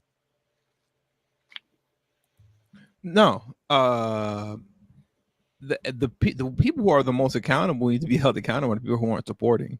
Because if you're not supporting and that leads to somebody turning into a coon, is it the coon's fault that he became a coon, or is it your fault? Operant conditioning is basic psychological principles. Pavlov's dog. When there's positive reinforcement, you know what I'm saying, to stimuli, the good behavior will continue. When there's negative reinforcement, then that behavior will stop. It will cease to exist. So if you continue to do a certain thing and there's no positive reinforcement, eventually the behavior will cease to exist. And that's just the reality of it. That's the black pill reality of it, which is one of the reasons why the world is correct. You know what I'm saying? So, within the correct world, people make decisions, and those decisions lead to outcomes. Some decisions people don't like talking about, some outcomes people don't like talking about. I think that people should talk about all decisions and all outcomes. You know what I'm saying? That makes me think, like as far as you talking about the support and everything like that. Like Amazing Lucas, how he kind of flip flopped a while back to go to pro black. And it seems like I don't know. It seems like he talks. His videos are interesting and whatnot, and he's got a bunch of people in the comments, but he didn't seem to be making the same amount of money and splash he was on YouTube. No, I feel like he could. I don't know. I feel like he could any day be on that ledge, come right back. You never know. Yeah, because I mean, you see how before he flipped up, and I'm always curious to under like what made him flip up, because he was on his Officer Tatum grift heavy, some years back. You know what I mean? Yeah. Never forget, ignorance was a term reserved for black people. There was no black ignorance. There was no white ignorance. Never forget, ignorance was him dog whistling about black people. Yeah. Yeah, and then like he flipped up, and if I'm gonna be completely honest, like he flipped up and started talking the black talk, and that killed his channel. So now what you're gonna see is that he's gonna ride it out for a minute, because he's trying to see if he can kind of really build it back up, to what it once was, but just talking, we'll say black talk for lack of better words. But if that doesn't happen, you'll see after a certain period of time, he'll probably most likely just flip back. Yeah. Well, now he's on the attack the manosphere grift. Which that's his new thing now. You know? That's a grift too. And again, like, you know, I got some people that I'm cool with in the manosphere. You know what I'm saying? You guys know, y'all seen my man Keep It 100 on the show a bunch of times. You know what I'm saying? And you know, there's different factions of the manosphere, but and I've critiqued the manosphere before in many of my videos, but there's a difference between critique and attack for pay. I'm not getting paid like mad super chats and getting mad memberships because I'm pandering to audiences, telling them things that they want to hear. I'm actually saying my actual critiques. Like one of my critiques of the manosphere was that when Valuetainment came out with that video and said that the woke manosphere was attacking just pearly things, I said somebody should have responded to that because some of her biggest defenders were in the black manosphere, albeit those defenders were inappropriate defenses. Valuetainment shouldn't be allowed to lie on black people like that. And you know, those are some of the kind of things that I critiqued. But everybody knows that there's a big lane and a big market and a huge audience for people out there in YouTube that want to get into that gender war thing and use manosphere as a dog whistle, talking shit about black men. Because make no mistake, when people want to start talking shit about the manosphere, you may not be a part of the manosphere, you may not be a content creator of the manosphere, but make no mistake, those men and women, when they say the manosphere, they're dog whistling about black men. And I want to highlight what Lord Sky 9 says too, because when he says like whites don't trust him, he's stuck, in my opinion. I actually 100% agree with that. When he or if he makes an attempt to pivot back over, he's not gonna find that success again. Because the thing is like, and me and Rob have talked about this before, you know, like black folks are very forgiving. Like, you know, for all the trash talking that people put on black folks and everything negative, we are forgiving to a fault. We are trusting why we're at where we're at because of forgiveness. We're trusting to a fault. You know, we will give you time to a fault. Let years pass by, you know, and you cannot produce whatever you were supposed to produce, and we'll just let you reinvent yourself and whatever. Umar Johnson, right? And the thing is, like with white folks, they're not on that. They're not on that. He was good with them when he was on his Officer Tatum grift. And funny enough, I what's interesting is that I actually remember somewhat when the shift happened, because I believe it was during 2020 with George Floyd and all that. And he started going back and forth with Officer Tatum. And I remember I was actually keeping up with that. Him and Officer Tatum were like trading shots at each other, going live, dissing each other back and forth. And if the problem is that Amazing Lucas was on the side of, like, you know, we'll say the BLM side. You know what I mean? He may not necessarily supported the organization, but I just mean as far as like police brutality, police killings of black people, and all that kind of stuff. Just the unthinkable reality that black people just shouldn't get deleted by police unjustly. Like just that end of the extremism. Yeah. He was on that side that shouldn't be happening. Right. And as soon as he started putting out those talking points and then attacking Officer Tatum for being so disingenuous, that's when he started losing his subscriber base. Because then Officer Tatum started attacking him. And then as Officer Tatum's attacking him, now he's standing firm on his ground and going like hard with the kind of blackness or whatever. You get what I'm saying? Yeah. And he lost all his following in that battle with Officer Tatum. You feel what I'm saying? But in doing that, those white it's like you got exposed. They're not coming back. Like, oh, you're woke. You know what I mean? Like they're not coming back to you. Like you're dead in their eyes. They're not coming back. There's no way he can reinvent himself and come back to them. It's not happening. You know? I see the same dynamic happening with all these Republicans that lost control of their coon impulse when it comes to Ron DeSantis attacking Black history. All of those Republicans are done. They've nuked their careers by doing that. And you see this happens, like what you saw with Amazing Lucas with the Black Lives Matter, George Floyd, and I was gonna say Robert Taylor, Ahmaud Arbery stuff, the Ron DeSantis stuff that you see with Tim Scott, that one Black Republican congressman. You know what I mean?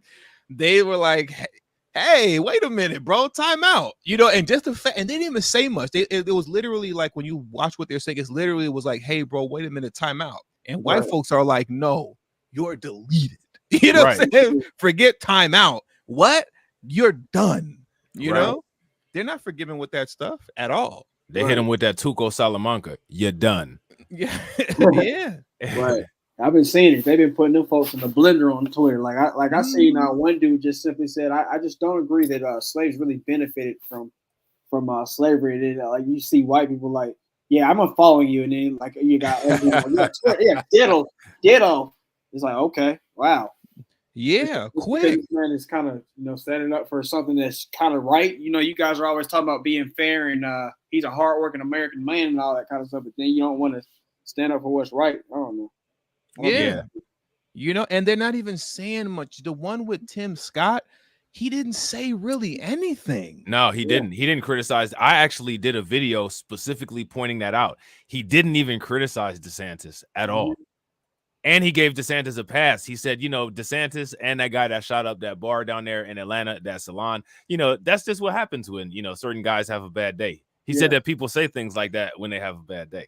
So he gave him the bad day pass that the legal system gives, you know what I'm saying? And, it was still, it still wasn't enough. Tim Scott is weak. He's also in a doso, you know what I'm saying? And, many of us have called this because at the point where white conservative goes into what it is that white people are trying to conserve, if this doesn't show that they're trying to conserve the lie, you know what I'm saying, of their ethics system and the lie of the American history and the lie of hard work that they supposedly do, then I don't know what it does tell you. And then you as a black person wearing that label of conservative, you're trying to conserve the same things that Ron DeSantis is trying to conserve. I don't know what it is that you're what you're trying to be or what it is that you're trying to do. And we got Jay that just called in. Shout out to Jay. What's good with it, bro? What's up, Jay? What's going on, panel? How's everybody doing? Good. What's up with you? Man, I think you guys are hitting it on there, man, because I've seen the grift coming, and I was actually gonna do a video about one of our favorite people. He's switching over to the conservative side. I actually watched some of his videos, and he's a hardcore Umar Johnson supporter, but at the same time, he's a hardcore just Purdy supporter, talking about we need to stop talking about slavery and all that stuff. You need to move forward. He says stuff like slavery didn't affect your lives, but then when he talks about the Holocaust, he's saying, this happened, and and he really babbles when it comes to what happened to the Jewish people, but when it comes to black people, and he's a Pan-Africanist, so it's kind of sad to see these people who are grifting. And by the way, his channel. Who you talking to? Who are you talking about? His channel's dying. By the way, we already know who I'm talking about, man. Bucci Bear. Oh, okay. Yeah, he's pivoting hard to the conservative side, and step away. Him doing that jujitsu and all that. I'm not saying like that's automatic, but a lot of them guys that do that stuff, they be kind of on that. Yeah. So I mean, he's a supporter. He did a video where he was outside Grind and Motivate said, "Real black man box." Yeah. Oh snap! Jiu-jitsu dudes, they be on some weirdo kind of time. Like they all talk with that voice inflection where how, right. Sometimes you'll say like a dude is talking white, but it'll be like he's really talking white. That's how they talk. Like it's not like you're just enunciating your words properly. You're actually like, well, like dude, like I did a roll and a choke, and it's like that's how he talks. Well, my thing fault, is, Jay, Jay was rocking. I had interrupted. Oh, go ahead, Jay. What was you gonna say? My fault, Jay. Oh no, go ahead, Black. Right now, I'll finish up what I was saying. No, I was just gonna say, like, my thing is, like, it don't matter to me, like, they all look the same as far as I'm concerned. You know what I'm saying? Like, and like I said, there's a link between quote unquote pro-blacks and conservatives, and it don't matter like what you are. You could be Pan-African, you could be extreme nationalist, whatever. There's a link between from what I understand, Clarence Thomas used to be a pro-black.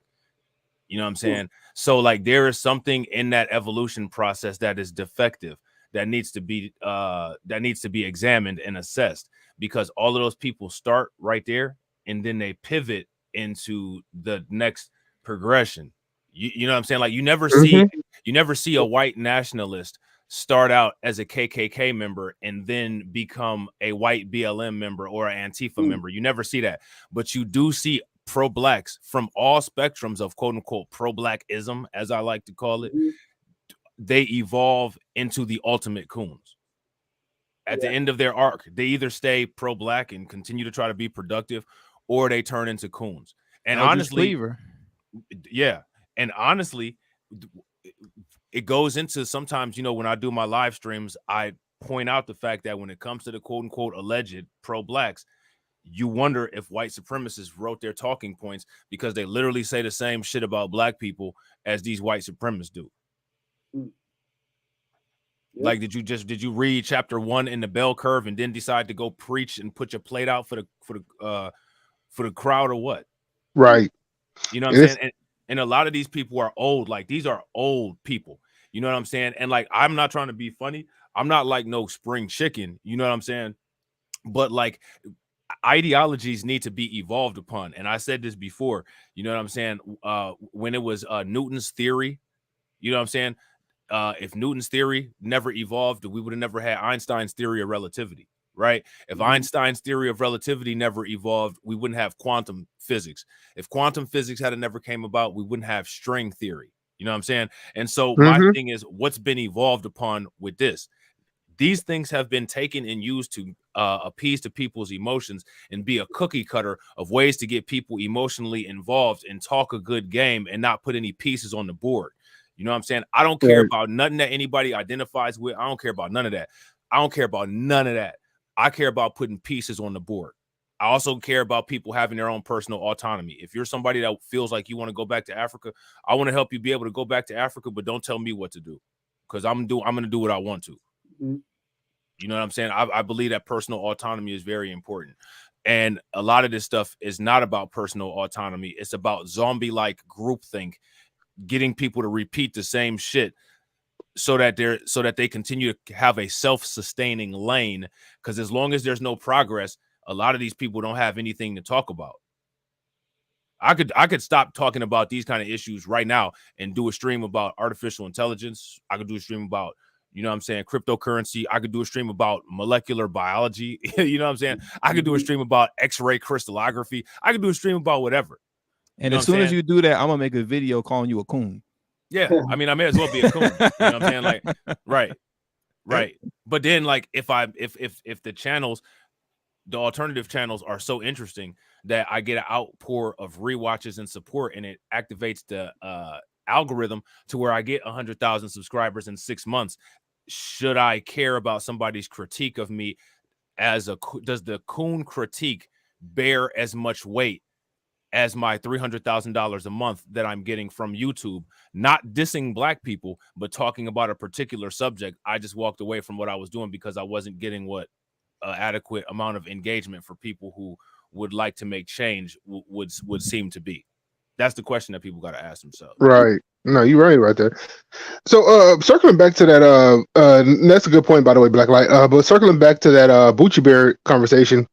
So I don't follow him whatsoever, but what brought him across my laptop was TD Media Hip Hop dropped the video about Randall. Well, not Randall. What's the dude at the school? King Randall.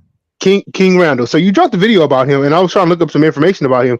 And a video popped up when I put him into the YouTube search, and it was a video from Pan African Strikes Back, where this video is about a year old now. He compared Umar Johnson's situation to King Randall's situation, where he was saying that Umar Johnson, his basic argument in a nutshell, Umar Johnson can't get it done because everything that King Randall is, everything that's happening to King Randall happened to Umar Johnson. It was one of the dumbest arguments I ever heard in my life, because you cannot compare them two, because you taking one brother who had $30,000 versus another person who had over $1 million, and you compare them to. On top of that, they're in two different states. On top of that, they have two different situations going on. So he compared that. He tried to compare apples to apples, but he was actually comparing pineapples to watermelons. So so that's what brought him back on my desk. And I'm looking at his videos. I see him defending just pearly things. I see him telling black people to stop talking about slavery. I see him pretty much talking about, he was in a video recently. He had a spear behind him. He was in his let's go back to Africa, pretty much the wardrobe. If you can picture somebody in a wardrobe at a plane talking about let's go back to Africa with a spear, that's what he looked like. And it was very confusing to me because I'm looking at him. I'm like, dude, so you want us to, pretty much his icon back in the day? Wasn't it him like an African garb with a spear? Who? Wasn't it what's his name? Pan-Africanism. Wasn't his like icon his YouTube channel? Like, didn't it used to be him like with a African garb holding a spear? Yeah, but it's now it's Pan-African Strikes Back, which is stolen from the Star Wars thing. Oh Lord, I'm about to lie. Clone Strike Back, something like that. But it's Empire Strikes Back. Empire Strikes Back. So he steals his material from white people. So Pan-African Strikes Back is stolen from Star Wars. And he tried to take credit for it. Like he said, Bucci Badass, which is actually stolen from Lil Boosie, which is Lil Boosie Badass, and he took credit for that too. So I see him stealing a lot of material. Then his arguments don't make any sense. So I was watching his videos, and it was a very funny video that he had where he was talking about he was outside of Tariq Nasheed's museum. This is about a month ago, and out of nowhere he brings up George Floyd, start calling him a crackhead, start saying all this stuff about George Floyd. Just trying to compare him to, bringing him up in a situation where he's talking about Tariq Nasheed. Then I look at another video and he starts talking about Tyrese Nichols. He's saying, okay, Tyrese Nichols died. So if a crackhead dies on the side of the road, should I get out there and start protesting? And I'm like, what is this guy on? And then it kind of developed that video he did about just pearly things where he's saying that he supports her and the Black Manosphere. And he got it completely wrong. He said the Black Manosphere was the ones attacking her, which is not right. Black Manosphere stood up for her for the most part. A lot of people, not everybody, but a lot of people. So he was absolutely wrong. He has no idea what he's talking about. That's interesting because that's the same thing that Valuetainment said, which is one of the reasons why I said people should that they should have got onto that Valuetainment thing when Valuetainment said the woke Black Manosphere, because the Manosphere actually had a little mini civil war as a result of that whole just pearly things, which I don't think should have happened, because I think that everybody should have been on one accord when you have somebody my thing is check this out. We should, and this is directed at all conservatives, regardless if you black, white, whatever. We should get past slavery, right? We should get past slavery. Right. So if we should get past slavery, then fuck 4th of July. Right. Fuck Thanksgiving. Right. All of that shit. Right. And as far as that goes, right now, if we should get past slavery, then we really should get past Pan-Africanism, because many of us were in Africa before we were slaves. So if we can't talk about our ancestors here in America, why should I talk about some Bantu tribe ancestors that I have no idea anything about? Because I'm supposed to get past slavery, but then I'm supposed to do a sharp right on the chronological timeline and pay homage to my Bantu ancestors if I can trace my lineage or my bloodlines back to Nigeria, which is where a lot of the West Africa, Sierra Leone and all that areas where they had the ports and we're doing a lot of the slave trading from. Now, my thing is again, there's a whole, just like how there's a gender war grift, there's a diaspora war grift, because the diaspora war is a grift. It is indeed a grift. You know what I'm saying? It's a distraction that's used. People are getting paid big money to maintain a lot of fighting and confusion within within black people. And I think it's shameful, you know what I'm saying? But, it's been shown that people have no soul, people have no values, people aren't about the things that they talk about, and they rather perpetuate, you know what I'm saying, narratives about people from where they're from. You know what I'm saying? Like TD is Haitian, man. You know what I'm saying? Like Key Gravity is Jamaican. I don't give a fuck about none of that. They cool brothers that have never done wrong by me. Exactly. They down. I rock with them. You know what I'm saying? Like I said, I got no problem with telling anybody my best friend in high school was a Nigerian dude. You know what I'm saying? Like, I ain't never had no problem with him. You know what I'm saying? But that's never been an issue, though. And it's only the highlighted people that we talk down on, like Roland Martin and Kareem Jean-Pierre, because they're Haitian. And at the same time, they're contributing to the destruction of Haiti by supporting somebody like Joe Biden. Yeah. But in his outlier of a situation, I can't see how you're a Pan-Africanist. You're saying you're going after Tariq Nasheed because he's a grifter, but at the same time, you fully support Umar Johnson, you fully support just pearly things while talking down on black people. But Umar Johnson just last year collected money for that film, and that film has not been produced. He said it was going to be produced within 2 months, which I knew he was lying right off the bat. So I'm like, he calls himself the he's trying to get all the grifters out of the out of the black sector of YouTube and all that. So he's attacking grifters, which is it transformed to just attacking Tariq Nasheed. Well, and everybody does that, bro. Like that's the right. thing. Like, everybody does that, right? Like, But if you look at his channel, he involves Tariq Nasheed for everything. Remember when the UN said something about Hades, and he said, FBA Tariq Nasheed attacking Hades by UN, and he's comparing Tariq Nasheed. But I'll say all this to say this: he did all that. He was getting like 10,000 views per video live stream. He was doing like 2 live streams a day. Now he's down to like less than 2,000 views. So now he's pivoted to the conservative side. He's a Pan-Africanist talking about black people need to wake up. Black people need to watch Fox News. Black people need to watch Pearly Things. She's telling us the truth. And I'm like, what the hell is this dude talking about?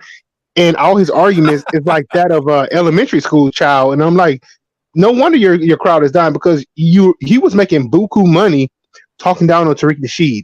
He was making buku money. I one live stream, he actually made like $500 in like an hour talking about Tariq Nasheed, just going up to the museum talking down on Tariq Nasheed. And now he's making almost nothing because he's still on that. He was on Tariq Nasheed in the grift. Now he's trying to involve Tariq Nasheed while also going to the conservative side and telling black people, you get over slavery. So he's on a downward slide because nobody appeals to his brand. I mean, you're a Pan-Africanist who talks down on black people, and it doesn't make any sense what he's doing over there if you actually look at his channel. Well, like I always say, as far as my channel goes, I'm not the instruction manual on how to be a black person. You know what I'm saying? Like, one thing, right, me, as far as my channel goes, is I try to point out things that I see that are things that we all can do to improve. And when I say improve, I'm not talking about being a better black person in the eyes of white people, because that's what most of these people are talking about when they say improve. I'm talking about improve your power. That's one of the reasons why I've been trying to hammer on creating powerful value chains and beginning to end supply chains so that people can control every movement of business and every movement of dollars, and build extra political ways of dealing with the government and dealing with the population at large. Like, could you imagine, like, if we had ownership of a product that a lot of people in the suburbs used, right? All of these anti-black racists that live in the suburbs, and say, for instance, something happened, like a black person got killed by the police, we could crank the price up on that shit. And make them really feel it.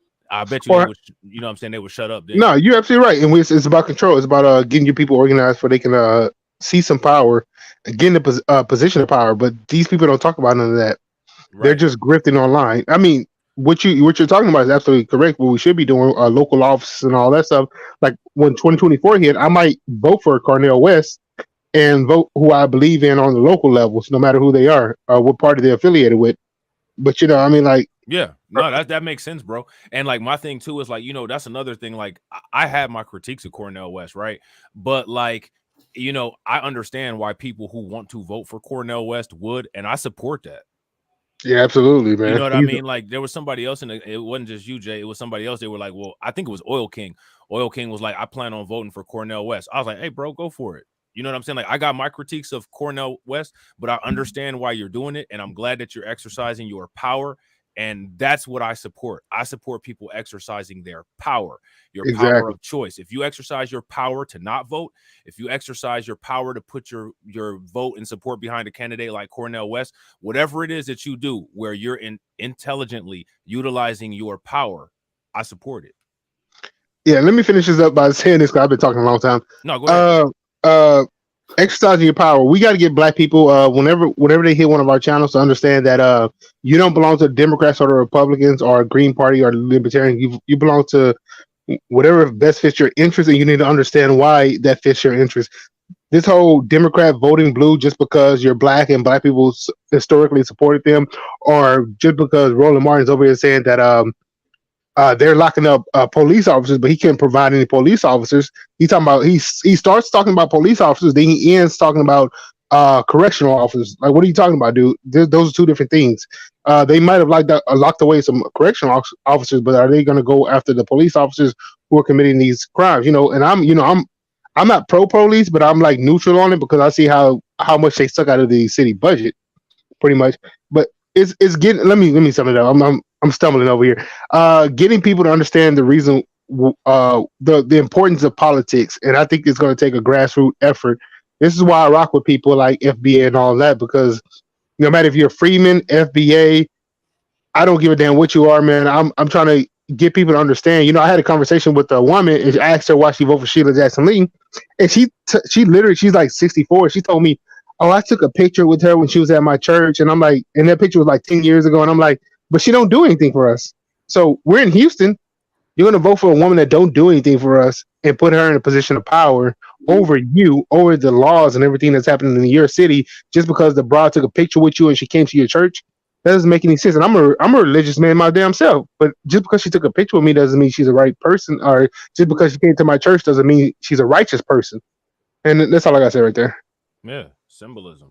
Facts, bro. Did you guys want to follow up with anything? That was a good exchange, I thought. Jay, you might make the clips. I was just happy that Jay came up. He heard Angry Man and Umar Johnson was like, I'm on this panel. Oh yeah, now. I'm on this thing, baby. That's hilarious. That's hilarious. Right.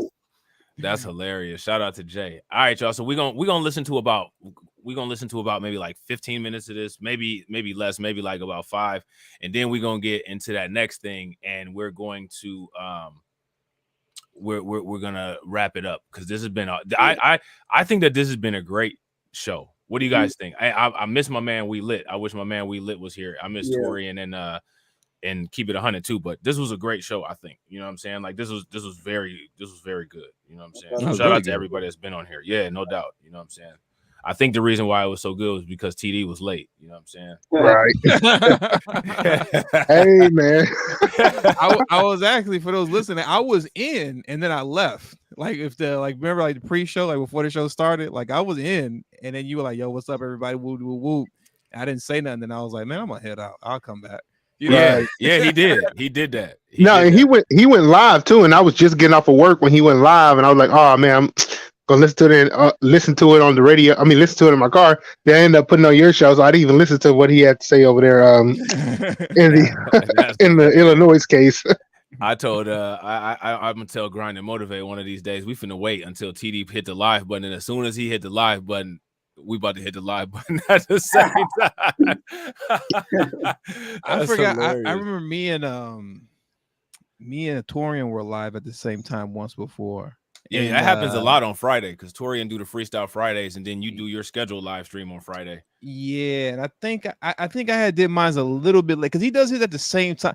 I don't know if he did that intentionally, like as far as scheduling it after. Because remember, like on Fridays, like I used to do mine like regularly, like at 1 p.m. Pacific Standard Time. You know what I mean? Yeah. So like, and I noticed that he would go live like sometime after. You know what I mean? Like 2 o'clock my time, maybe 2:30 my time. And so I think he still goes live around that same time, but I had started a little bit later, you know? And somebody was going back and forth in between our comments saying like, you know, Torian is live right now. Torian is live right now, you know? And then like I had went over when my live stream was over, I went to his chat. And then I see the same dude in his chat. TD is live right now. Like, so what? Do you want one of us to stop? Like, what are you saying? Like, we both stop. Make it easy for you. You know what I'm saying? Yeah, we'll both hop offline right now. Right, bro. You know, it's actually a good thing if somebody else is live. You know why? Because like when I watch Blacklight stuff, like he has a 3-hour stream, I could play it at 1.25 or 1.5. You know, that's a good thing. Right. No, that's facts. That's facts. And a lot of times though, like when I go live on the weekends, nobody else be live. Like I go live at like 3 o'clock in the morning on the weekends. You know what I'm saying? And like ain't nobody live around that time. All right, we're gonna run this real quick. Let's see what this clown talking about. Yeah, that's nice. I didn't know that, but I totally appreciate that. So are you based in Los Angeles or Canada? Well, I mean not moved out. Los Angeles, but United States or Canada? Yeah, I moved out, so I just go back and forth from LA and Miami. Oh, okay. So I just go back and forth, but I don't have a home here yet. Oh, you don't? Which place you like better, LA or Miami? Miami for sure, because those people are like us. They say Florida's like us, but not Miami. Everyone in Miami likes Donald Trump. Really? I would walk around the street screaming MAGA. Everyone gets happy. Here, if you do it, they're traumatized, these gay liberals. Yeah. I was told. So like, I want you guys to pay attention to how this dude is Canadian and how invested in Trump he is. Now, I'm not saying that he shouldn't be. I'm not saying that. But I'm just saying, like, bro, you live in Canada, bro. You know what I'm saying? Like, you one of them Justin Trudeau boys, like, you know what I'm saying? I'm just saying, like, that's what it is. You know what I'm saying? That's that culture vulture stuff. You know what I'm saying? You came over here to get some of that Trump life. Right. You know what I'm saying? You a So clown. that Trump money, that MAGA money was paying. He said, "Let me come over here." Yeah, you a clown. Bro. You should have put a president like Trump in Canada if y'all was about that life. You know what I'm saying? You know what I mean? Like, come on. Oh, because we were going to move to Florida, and we might still do it, move to Florida one time. And they said Miami was like a Los Angeles city. It's becoming real liberal. And They're lying. They are. Yeah. Amazing. So, John, what's important to you? Jesus is king, and that's it. And what does that mean, Jesus is king? That means when we peaked at 100,000. So Jesus is king, right? I wonder if Jesus does cocaine. Right. Like, I wonder if Jesus is cool with you saying the N-word mad times. Right. He does cocaine and says the N-word. Oh yeah, bro. He does. Yeah. Yeah. Yep. They're manufacturing him, like they're doing the value chain. So you know how we always talk on the phone about the value chain pass around? Mm-hmm. And once you get off the value chain conveyor belt, you've gotten enough YouTube subscribers to where you can sustain your income. They're doing that with John Zherka now. You know what I'm saying? Like, he started on Fresh and Fit, Pearly. You know what I'm saying? He'll probably be on the whatever podcast at some point. Candace Owens, you know what I'm saying? And now Jesse Lee Peterson. There's no value chain conveyor belt on our side to where we can cycle all the way through and then come out with 1 million subscribers. Right. You see how like Dr. Claude Anderson was talking about, like, you pass the money through the community, like, and it should pass 5 hands. These motherfuckers go on 5 channels and come out with 1 million subscribers. We don't even pass content creators around like on our side right here. Right. Mm-hmm. Which is one of the reasons why I say, like, that's why we need to build our platforms so we can do that kind of thing. That's one of the reasons why, like, we created the Reacts Network. You're right. You know what I'm saying? To be able to do something like that. You know what I'm saying? Yeah. I think some good places to start with that. I think THPP, I think they were, they're growing and stuff. They would definitely look out. Oh yeah, for sure. What's the other dude that kind of helped them he value chain them in Beautiful Lies. He might look out. He seemed like an okay dude too. Yeah, Beautiful Lies pretty good. And Beautiful Lies is one of the Manosphere cats that actually went in on Pearly things. So shout out to He still is going in on it too. Yeah, he's still going in on it. Yeah, so shout out to Beautiful Lies. And but I'm not sure if this happened before or after, but it was initially Mediocre Tutorials and Reviews that has shouted out THPP. I know they got text messages, they got messages from all of us, Grind. Like, everybody was like, yo, did you see Mediocre Tutorials and Reviews where they put your video in? I do remember that, actually. Yeah, I remember that. Yeah.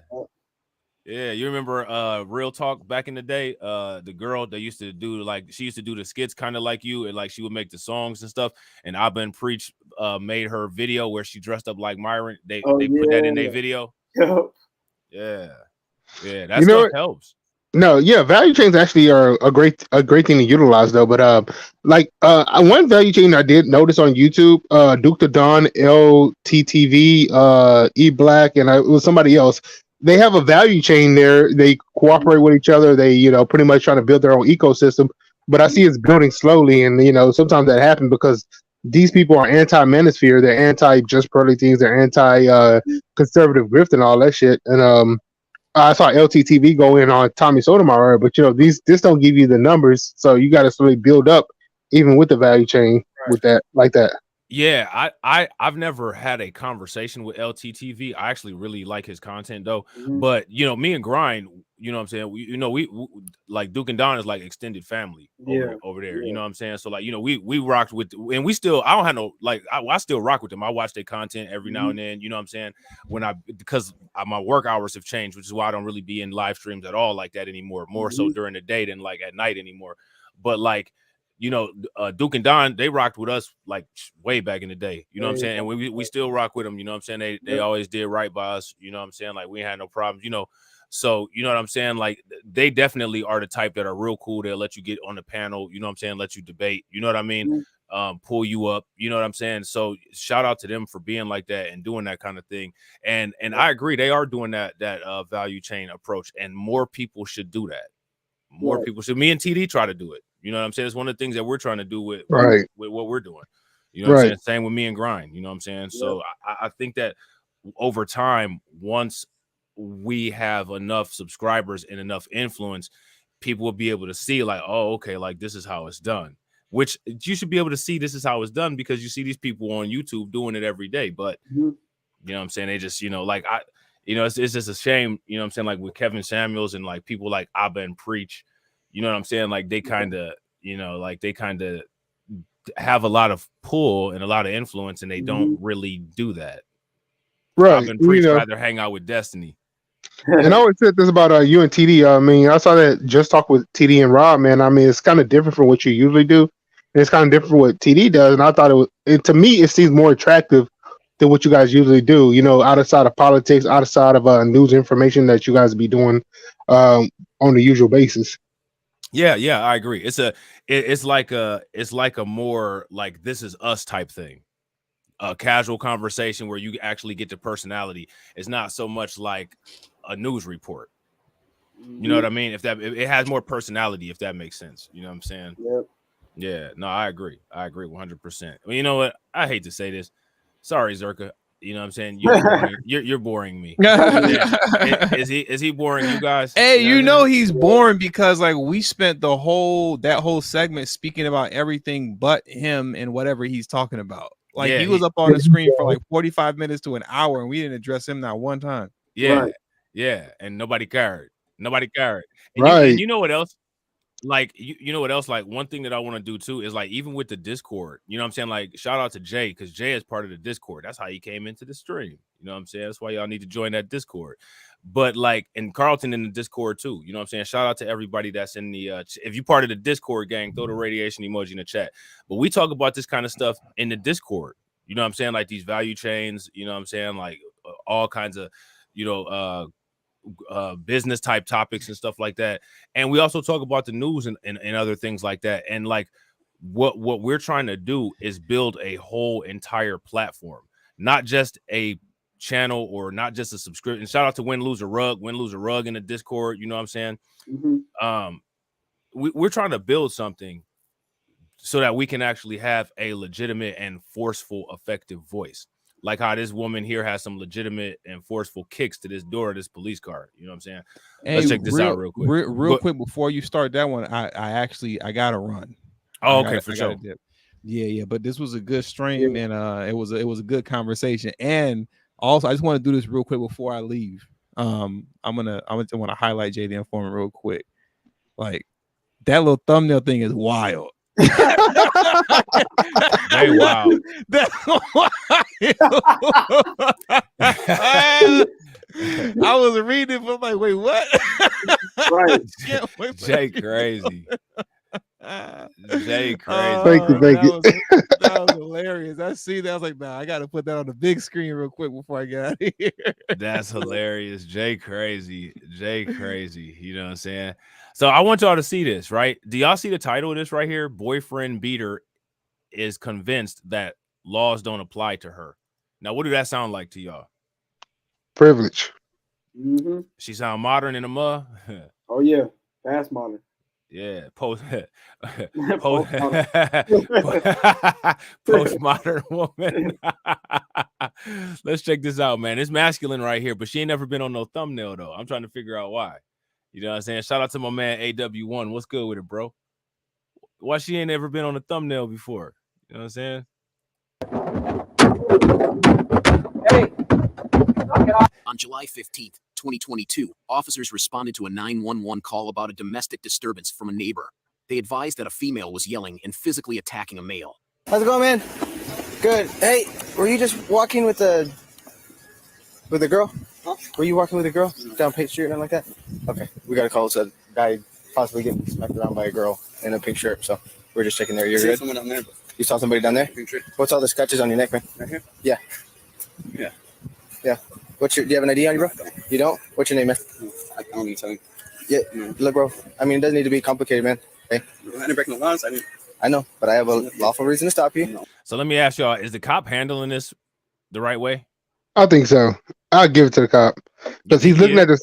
Because he actually looked at something like, he said, oh, okay, so he got a description: a woman is abusing a man, and then he sees the scratches on his neck. So I feel like he's trying to help the dude, and the guy, he looked real soft. I mean, real soft. Like, nah, my girlfriend's not beating me. We okay. She just hit me for, play or something like that. Nah, man.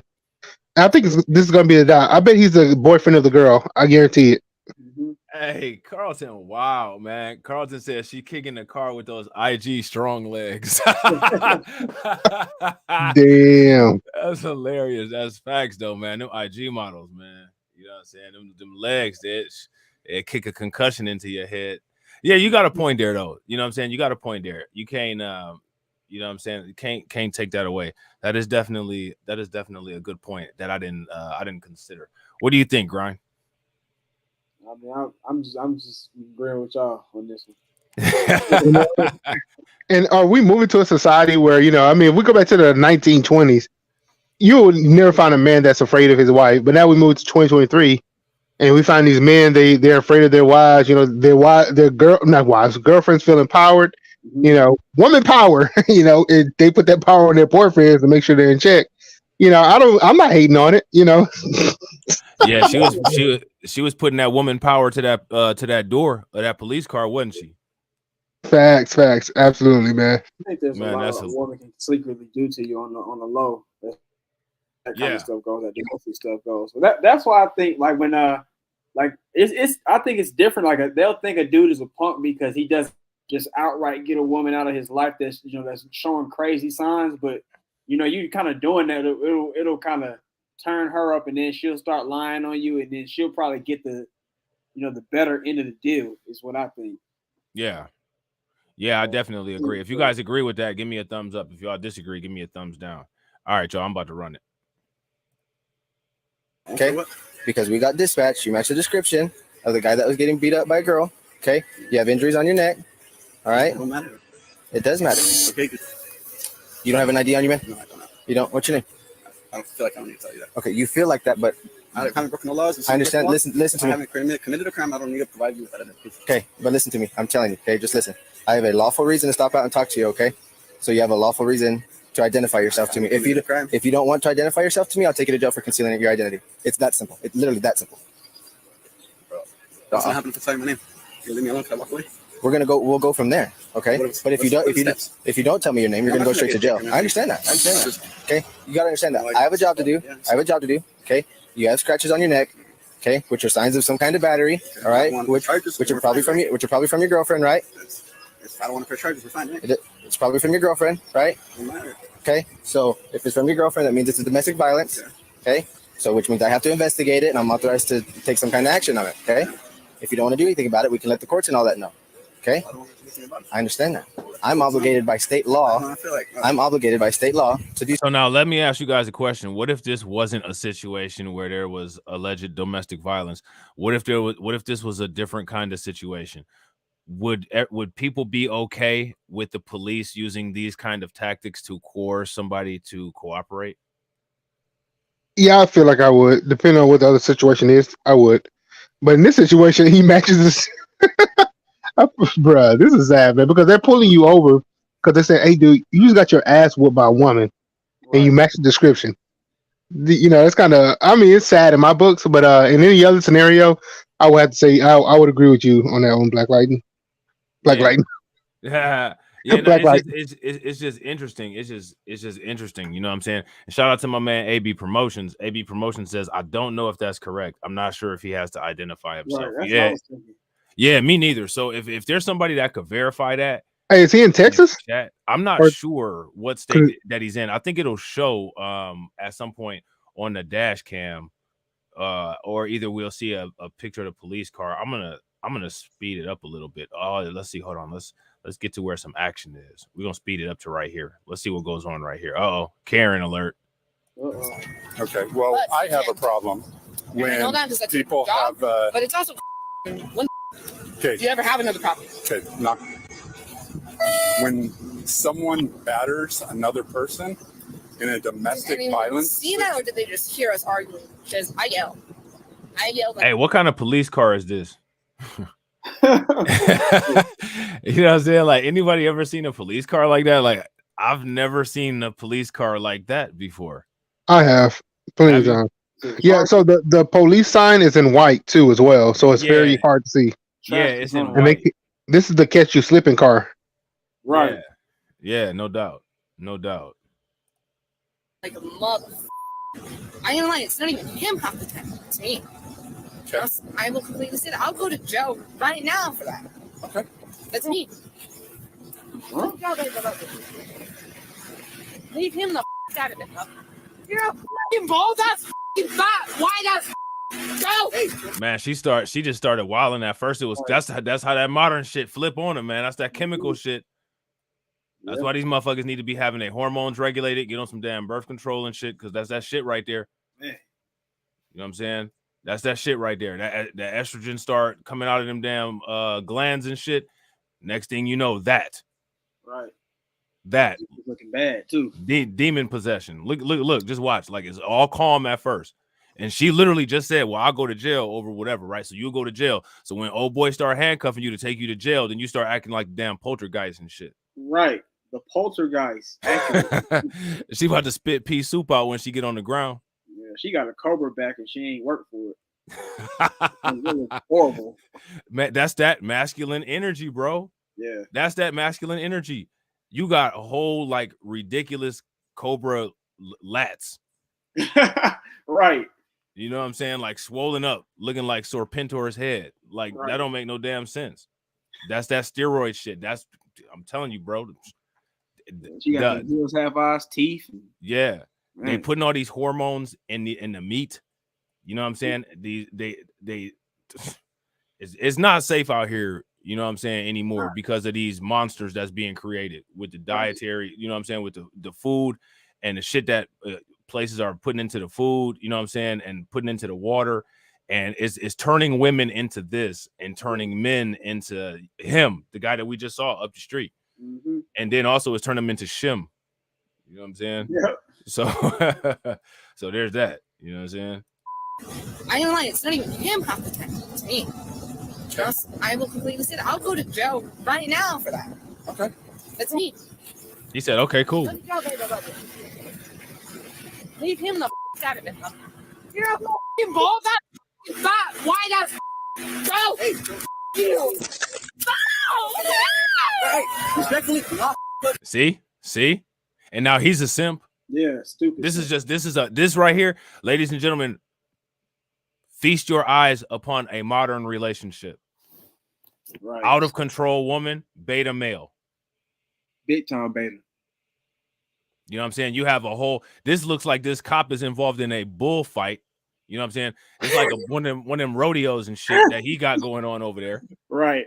And in this situation, it's the guy that's like, keep your hands off of her. Keep your hands off. Right. Usually, like back in the day, it would be the woman that's like, don't like keep your hands off of him. Don't hit him. In this situation, it's the man saying that, and the woman is rolling around on the floor like a wild grizzly bear caught in a trap.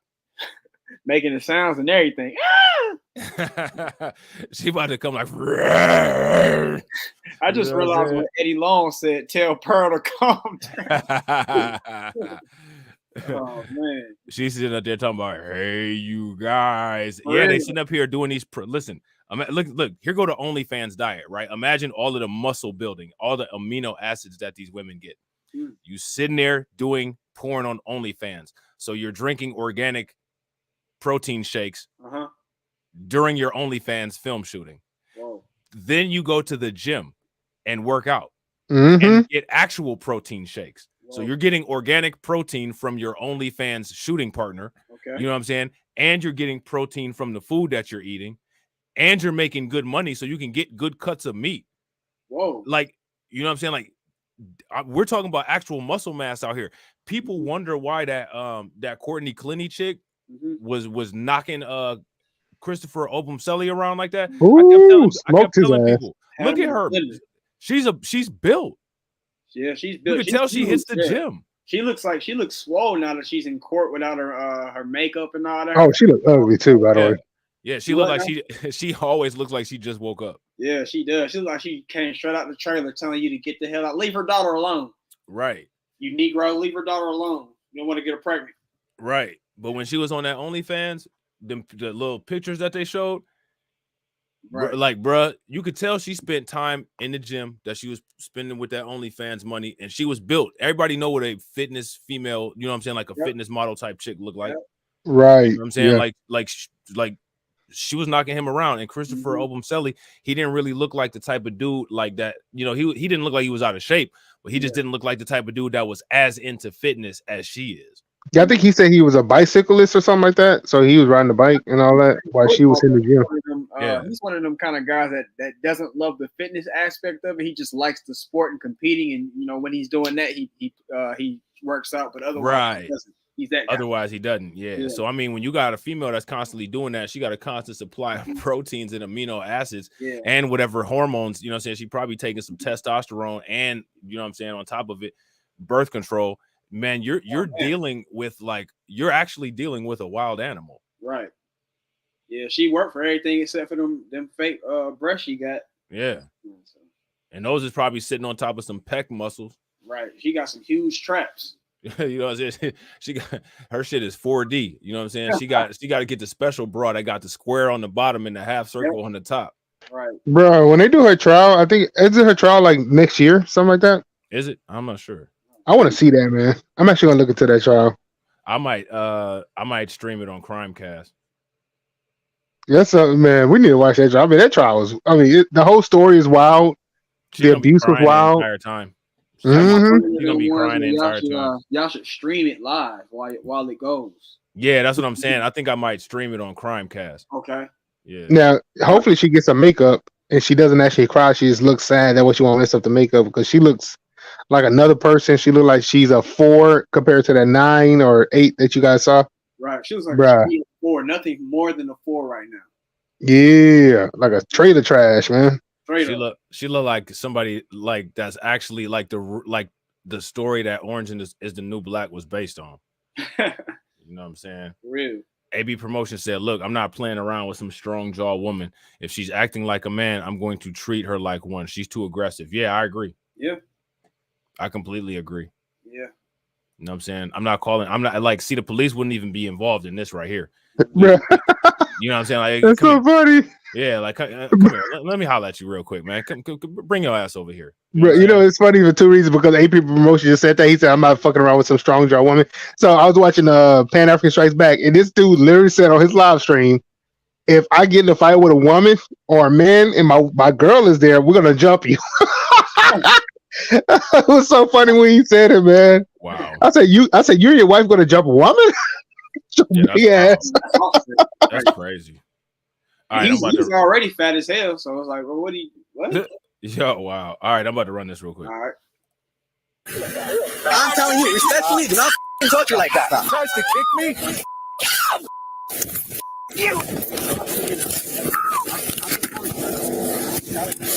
Touch my girl like that, bro. Yeah, she's fucking crazy. She just broke my glasses. Chill the f Oh, real. shit. Oh.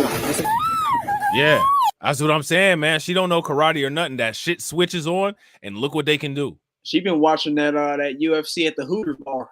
That's how she learned that. That's hilarious. I can't breathe. See, that's what I'm saying. You see them chemicals, man. Yeah. You go from that at first you're crying, you're a delicate flower, to now it's like really. You said I can't breathe, she's trying to garner that little sympathy, I guess. You already know she will get out of control and whoop her boyfriend's ass, and he just sit there and take it. Right. He just sit there and take it. He takes it. Yeah. It's been took plenty of times. Yeah. It's definitely been took plenty of times. You can tell by the beta behavior right now. He's been getting put in the blender. Man, and she just whooped your ass, bro. And you sitting there like not looking at you sitting there like worried about the police whooping her ass. You wasn't worried about her whooping your own ass, right? Because when she come back out, it's gonna be like when a man comes out after a woman told on him. It's gonna be like, what you told on me? And she gonna whoop him again. And she's gonna say you couldn't protect me from the police. Now, mind you, you're the mutant, you're the beast, you're the wild animal, you're the one doing backflips and karate kicks to the police. You're the one that's presenting like some type of Amazonian nutcase. You know what I'm saying? But your boyfriend, who is just peacefully walking down the street is the one that you're expecting to protect somebody. You're the one that's a damn commando bionic insane fembot that's beating the crap out of everybody. Why would you expect your boyfriend, who clearly doesn't conduct himself like that, to be able to beat anybody up? Right. You know what I'm saying? Right. He just was a morph into that guy. Hey, shout out to Win Loser Rug. Win Loser Rug said, bro, I'm at work with the headphones in. She sounded like a wild honey badger. Right. Imagine if he didn't have the headphones and it was just playing out loud.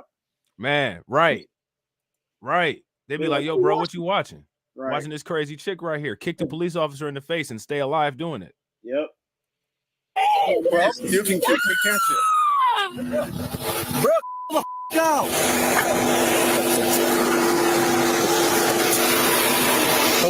Move your foot in there. Hurry up.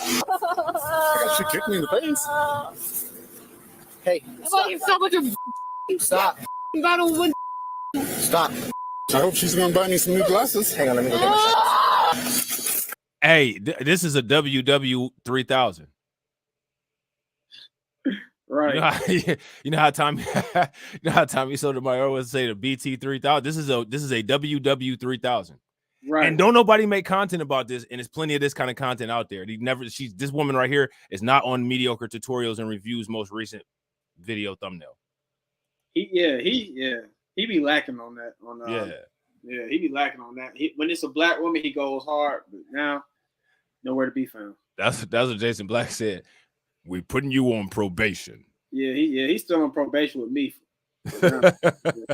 That's hilarious. But man, speaking of boyfriends protecting their girlfriend, did you see? Oh shit! Hold on. Okay, go ahead. My bad. I gotta send it to you on Twitter. There's a dude in the airport, man. He protected his girlfriend to the max. I gotta send it to you, man. It's actually hilarious. You gonna put it in the back chat? Yeah, I'm about to send it to you in a second. All right. Yep. Hold on. While you sending it, I'm gonna fast forward it to some ratchet parts. Hold on, real quick. Let me see. Hold on. I want to see her kicking like crazy in the back seat of the police car. Hold on, real quick. Let's see. Yeah. She was really acting stupid right here. Come on, sit up in there. You either gotta sit in there or you're gonna get dragged in. You coming? No. They got the spit mask on her. Okay. Your wife cheats on you 3 times a day. Damn, did you hear what she said? This is what I'm saying. This is what they do. Bro, she wilding. The first thing that they do is go to emasculate you. Mm-hmm. She said your wife cheats on you 3 times a day. How you know? And you bald, you're fat. She said everything in the book. Yeah, body shaming like a motherfucker. But you say something about one of their weights, or one of they BMIs, or one of their tricep skin folds. You know what I'm saying? Right. And see what happened. Fuck out of here with this bullshit. That's Women hilarious. been body shaming men forever. Women been emasculating men forever. Amongst their friends and all kinds of shit, doing shit like this in public. Like, imagine if this woman right here was in Dubai. Mm-hmm. What you think they would have did to her? Hopefully arrested her. That's the new standard for this kind of shit. When we see videos like this, what would have happened in Dubai? That's the question. What would have happened in Dubai? You know what I'm saying? Arrested her like that black chick, man. I think she's still in jail over there. Crazy. Hey, he's opening the door. Nick, he's opening the door. Okay, I'll roll down the window a little bit. Yo, you see her banging her head?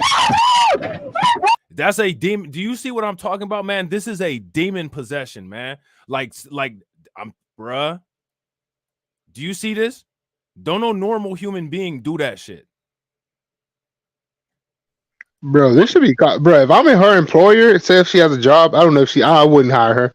If I'm her employer, oh hell no. You're gonna have to take a leave of absence. What normal human being does this? You know what I'm saying? Beating their head up against it. Look at this.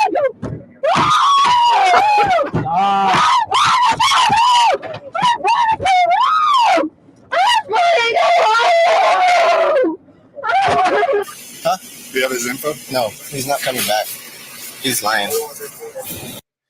Man, what is up with that, man? Like somebody come justify that. Bruh. I'm not trying to that give was her a a man, lead. and police would have killed her. If it was a black man for sure, the police would have deleted that individual. That it wouldn't be none of this. That would be a wrap. Oh boy, would Right. be done. Would have got those hands. Would have got that gun. Would have got that whip. Everything. Would have got that work. Taser. Facts. He would have. If I was a black man, it would have been just like win, lose, or rug. He'd have been dead AF. It'd been just like the homie win, lose, or rug. Dead AF. You know what I'm saying? All right, so we're gonna shout out to my man Grind and Motivate. Grind sent that protected. Oh, I seen this, the airport fight. Man, Yo, I was scrolling through some fights on YouTube, on Twitter, and I had seen this one. It was so bad. Yeah, this was wild. They might actually, I don't know, I might not be able to play this. Yeah, you're right. You're right. You know what I'm saying? But I'm gonna show y'all, and then I'll put the link in the chat for those interested parties. You know what I'm saying? Right. So this is it right here. It is about to go down. You say the boyfriend protected the woman? Yeah, he laid on top of her while they stumped them both out. Oh, see, nah, it wouldn't have been none of that. I'd have been swinging. It would have been people flying all over the place. Right, and I think she called them the N-word or something. That's what started it. Of course. Yeah. I don't know why. Isn't that a black chick? I don't know who. It was a white girl. A white girl. It was a white girl. Oh, she looked black on there. Okay, I'm tripping. But that's like white people's go-to though. Like, I don't know, is that supposed to be like some kind of taming word or something? Like, we're gonna call you an N-word to get you and shit. Like, calling somebody an N-word is, I mean, that's really just going to put your life in danger. I don't know why you would do that. Right. You know what I'm saying? But I mean, sure, go ahead. Keep thinking that you're regulating black society by calling us the N-word. And every time somebody go to the hospital with a broken jaw or somebody got their shit split, I mean, I guess you know what I'm saying? Right. But man, they had the spit hood on this WWM 3000 right here. WW. Let me see. Hold on real quick. Yo, I gotta hop off, man. I gotta take a phone call, but man, thanks for letting me up. Peace out, Grind. Peace out, Black. You already know, bro. Peace out, chat. All right, for sure, bro. Let's see her back in this police car, bro. In this police car, this is where she be acting crazy. She like she crying. Though, right? As long as y'all got somebody, as long as y'all did something that day, y'all don't give a yeah, put on your glasses. Shut the up. So let me ask y'all in the chat: Is this woman right here? Is this a modern woman? What would you say, Grind? Is she modern in a motherfucker? Oh yeah, postmodern, as we said earlier. Postmodern. Mm-hmm. Postmodern woman. This is a modern relationship. Yep.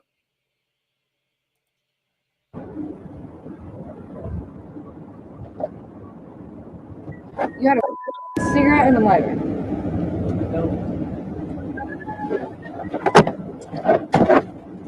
Why do so? Can I light it back here?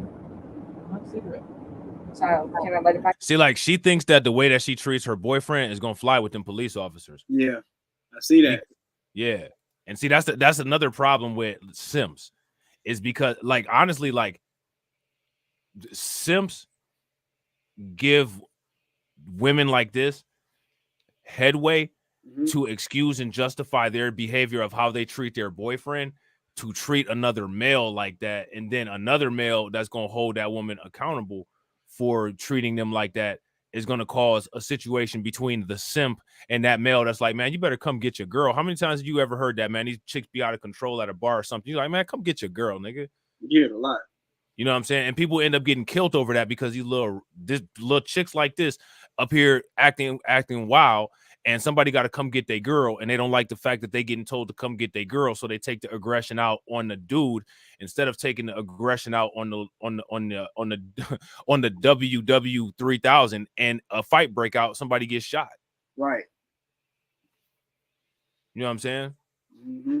I always like it. Yeah, facts. Back here.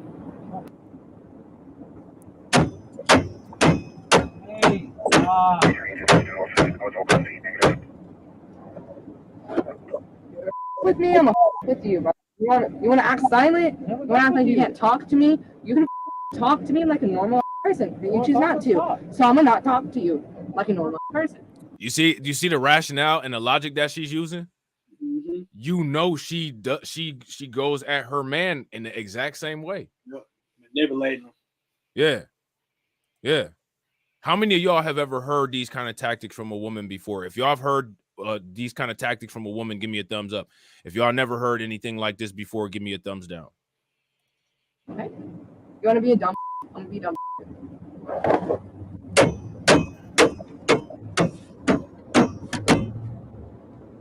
All you can do is talk to me, but you don't. My God. Why the am I the one getting arrested? What the? But you have. She said, "Why am I the one getting arrested? Because you put your hands on your boyfriend to the point where him just walking down the street, the marks from the beating were so apparent that the police pulled his ass over walking. Right. That's why. Like, you know what I'm saying? Yeah, that's how crazy women are. They'll be clearly doing something crazy, but they'll just keep on saying, "Why are you doing this to me? Why are you doing this to me?" And gaslight, sitting there. I bet you she probably said, like, "The cops, you guys just don't understand me, and you're not listening to me. Like everybody is listening to you. Nobody cannot listen to your loud modern ass bang on that damn plexiglass. Everybody's listening to you involuntarily." Yep. Yeah, look, facts. And my question is, does that encourage this kind of degenerate behavior? Terrence says she's gonna go home to the boyfriend. She's gonna get to go home, and the boyfriend is going to apologize. Does that encourage this kind of behavior? I think it does, because the boyfriend, for one, shouldn't apologize, and for two, she's the one that's caused all of the problems. She caused the police to get the attention put on them by acting out and beating him, and also she's now in the custody of the police committing multiple crimes. Yep. She don't even realize how fortunate she is. A little dumbass don't even realize how fortunate she is that she's still alive. Because again, if this was a black man, he would be dead. Or he would have got bit up by a dog. We just recently seen a video, which we're going to be talking about that on Crimecast, where the black dude was just standing there and he got bit up by a dog. Yep, and they would have blamed him. Right. Now, Fox News is not posting this all over the place and saying that she should have been compliant. You know what I'm saying? You deal with the police, you get what you get. Where's the comments like that under this? Yeah, that's a good question. Yeah, we're the only people that kind of do that to each other. We'll hold some of our people accountable, but they never do. Right, and that's one of the reasons why we need to start. We need to start having a look away policy. Yeah. I didn't see it. I don't know what you're talking about. Right. Or anytime somebody says anything negative about us, well, I've always known him to be a good guy. Oh my God, Grind and Motivate is huge, and he just walked past it, bust me in my head, and I was leaking, and I had to get plastic surgery. I don't know anything about that. Grind and Motivate has always been cool. Yeah, we went to dinner one time, and he paid for the food. Right, we've done mad YouTube content together, and I've never got a bloody nose. I don't know what you're talking about. Exactly. Something that doesn't even correlate to the situation at all. Right, because that's what they do. They literally do that. You know what I'm saying? Like, it's only us that tries to like have some type of like values, and nobody values values. I think it's funny, like values should be called valueless values, because nobody values those. Everybody just is like a sick joke. It's like everybody looks at us like competing to see who's the most ethical. You know what I'm saying? Like, who's the most pure, who's the most, liked by God, while everybody else is just as degenerate as they can be and benefiting from it. Yep. And then, like, if I talk to somebody like, if we talk about somebody like her, like, yeah, like I've dealt with people like her and had the worst experience with them at all times, even if that's not true. Like, I just say it anyway. Like, why not? You know what I'm saying? And I got to agree with Zentober. Facts. Morals and ethics don't mean anything to anyone. And I agree. They're only a basis of comparison to shame people. But most of the people doing the shaming don't follow the morals and ethics that they use to shame people for. That's like Andrew Tate. You sit there and listen to Andrew Tate and Sneeko about all this high and mighty. Well, marriage sex before marriage. Bro, you're out here contributing to the degeneracy of women, and you're upset that you can't find virgins. Like, man, shut up, bro. Yeah, Sneeko has a harem of women talking about modern women. Right. Crumbling. Exactly. You know what I'm saying? Like, that's how like, all of this stuff is a grift. Like, them dudes are clowns. Yeah. You know what I'm saying? Like what I want to see them dudes do some content on this. This is the real stuff right here. Yeah, I would like to see that. Go to the hood. Go to the trailer park. I want to see the hood get red pill. I want to see the trailer park get red pill. I want to see some Skid Row red pill. Like let's get it popping on this. You know what I'm saying? Like how would you deal with the police involved? See, because like if you got this kind of woman sitting at the table on Fresh and Fit, I mean, like all you gotta do is just have Myron be like, "Yo, Frank Castle, you out." Now you got actual police with guns and shit, and they can't even just handle this chick like how Myron handling them. They gotta wrestle this girl down to the ground. They don't have no spit masks at the Fresh and Fit studio. You know what I'm saying? Like this is the real thing right here. But and the thing is that Myron should be equipped to do all that because he was a law enforcement officer. He used to be one of them boys in blue. Yeah. You know what I'm saying? He should be able to do all this. Put the hands behind the back. Let this chick just wild out. Right. One of the chicks wild out so bad that she pulled the gun off the gun rack and started shooting at the police. You remember that? When? That blonde lady. I think it was in Kentucky. Oh, that's crazy. I didn't never even hear about that. Let me see. Hold on. Woman pulls gun off police car and fires at officers. Yeah. It was definitely modern. Let's see, hold on. Rachel Zion Clay was detained back. She lives. Oh yeah, this is her right here. Rachel, I believe it's Rachel Zion Clay. Yeah. Let me see. Let's see. Yeah. This is it right here. This woman, this lady right here, she's in the same ilk as this lady that's on the screen here with her boyfriend. Okay. You know what I'm saying? This Rachel Zion Clay. I think they said that this was in Oklahoma, so imagine that, surviving the suburbs, right? Mm-hmm. But yeah, here goes this right here, straight up modern woman. You about to see. Uh-oh. There's all the police. They're gonna be like, what the hell's going on? You're gonna hear all these shots get fired. You know what I'm saying? Watch this.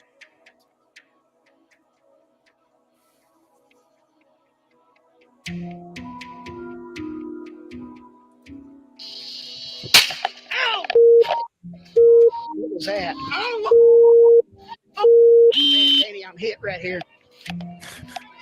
Yeah. I'm hit right here too, Danny. Hit in the head. 2615 County, we got shots fired up here. We need backup immediately. Start EMS. Start EMS. We got a civilian. Got a civilian hit. What the heck?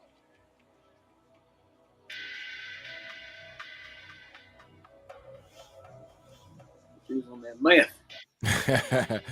We got shots fired. Right. So what ended up happening to her? Did they give her the right amount of years?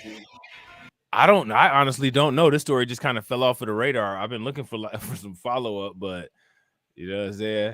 Mm-hmm. And she actually shot one of these cats, and she's not dead. And Fox News didn't talk about it. And nobody in the manosphere said how modern this chick was. Right. They should have filled that car up with bullets. Facts. And her. Yep. You know what I'm saying? Facts. Mm-hmm. Look at this. She playing with this gun. And look, how she know how to load the gun and do all that shit with it. Look at it. Look. She aiming at motherfucker. Right. Look at that. All these big back chicks. Big back chicks going hard. The big backs. Them big back chicks will get you killed. That's an indicator right there. You better not mess with them. That's a red flag. If your back look like if your back looks like the roof on an igloo, you know what I'm saying? You need to find a different woman, bro. You need to find a different one. She'll take you out the game. You see, she almost took them civilians out the game. Yep. She shot the little redneck dude. He was like, oh, she hit me. Oh, she hit me. That's how he was. He was kind of nonchalant about it too. Like, oh, she hit me. Oh God. He got behind the car real slow and all that.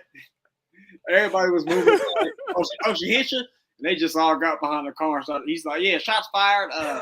You need this, here, this, that. It was real nonchalant. Like it's an everyday thing in the trailer park. That's exactly how that shit was, bro.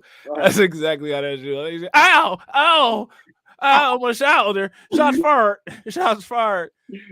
Somebody call radio for help down here. We got a WM3000 that's out of control. I think she took the gun off the gun rack and she got that rifle pointed out the window shooting people. We got a civilian hit. Somebody call EMS down her immediately. And you know everybody in the town knows each other. So they're like, who got hit? Jethro got hit. Oh, Jethro.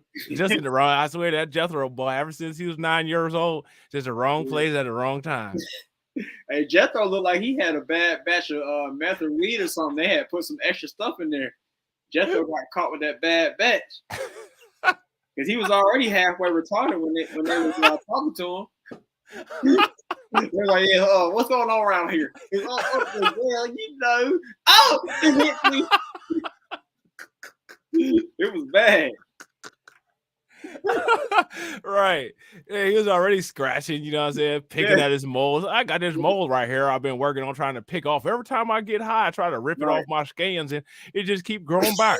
That's them jokers that be going in the Dr. Pimple Popper. They be having bumps on their elbow for like 30 years. They ain't washed it, took a shower with it, nothing. Right. They go in there and they got all kind of little stuff coming out. Right. Like, what's wrong with you? You got pimples so old they got a birthday. You got 2 separate birthdays. Which one you want to know? Yeah, what's going on with you? Yeah. You want to know my birthday or you want to know the birthday of my pimple? Little Lester here.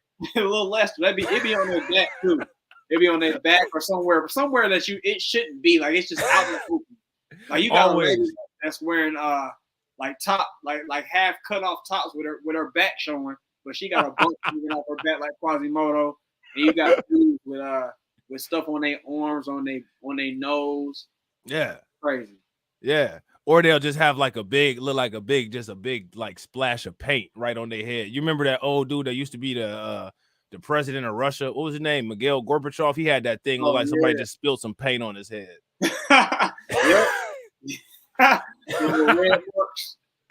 Like he was like, get me that paint off the top. So it spilled all over my head, and the paint remover won't get it off. I've been looking for real. That's hilarious, bro.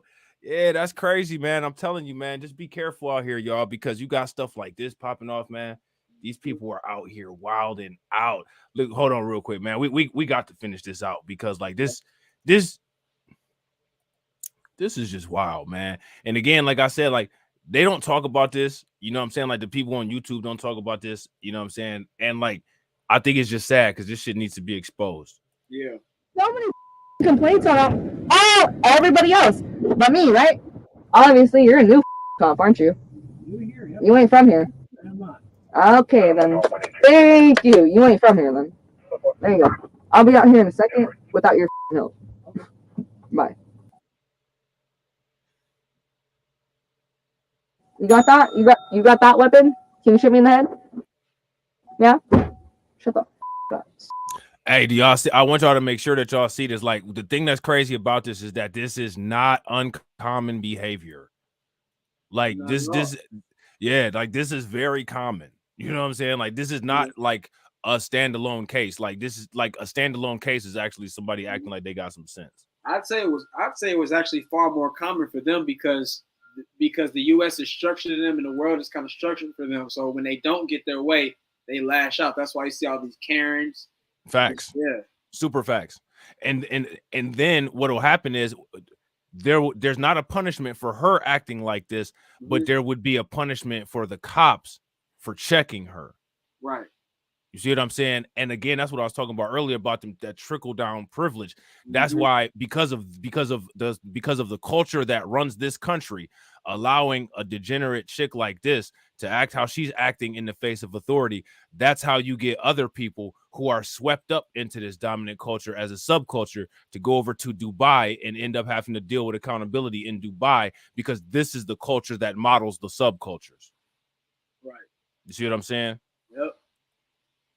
And they treated her just like how when you were in the store and you see that white kid acting out and you just can't believe his parents ain't getting a whooping. I mean, he's not getting a whooping from his parents.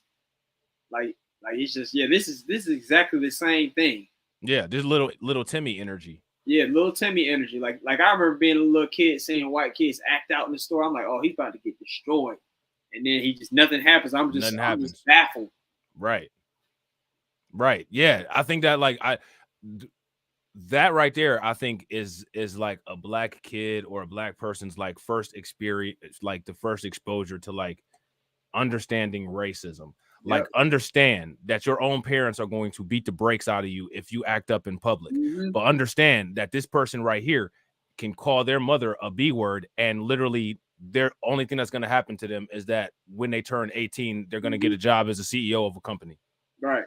Yeah, I remember like it was yesterday. My mom sent me to this private school in South Atlanta. It was some white kid. I don't know why, but the mom had some clippers or something. It was a show and tell or something. And he took this clippers and cut a kid's hair, get like a quick little buzz. And she started chasing him, and he's running away from her. And then she never caught him. She just got tired. Man, that's crazy. Right. And then he used to always like try to hit me and stuff, and I would hit him back, and then I'll get in trouble. Right. Yeah. I could tell stories, and I could give names with the stories that I can tell, bro. You know what I'm saying? Like about this kind of stuff. You know what I'm saying? Yeah. Crazy. Your traffic, you stupid. You don't even know what the they're saying half the time. About to have another spaz attack.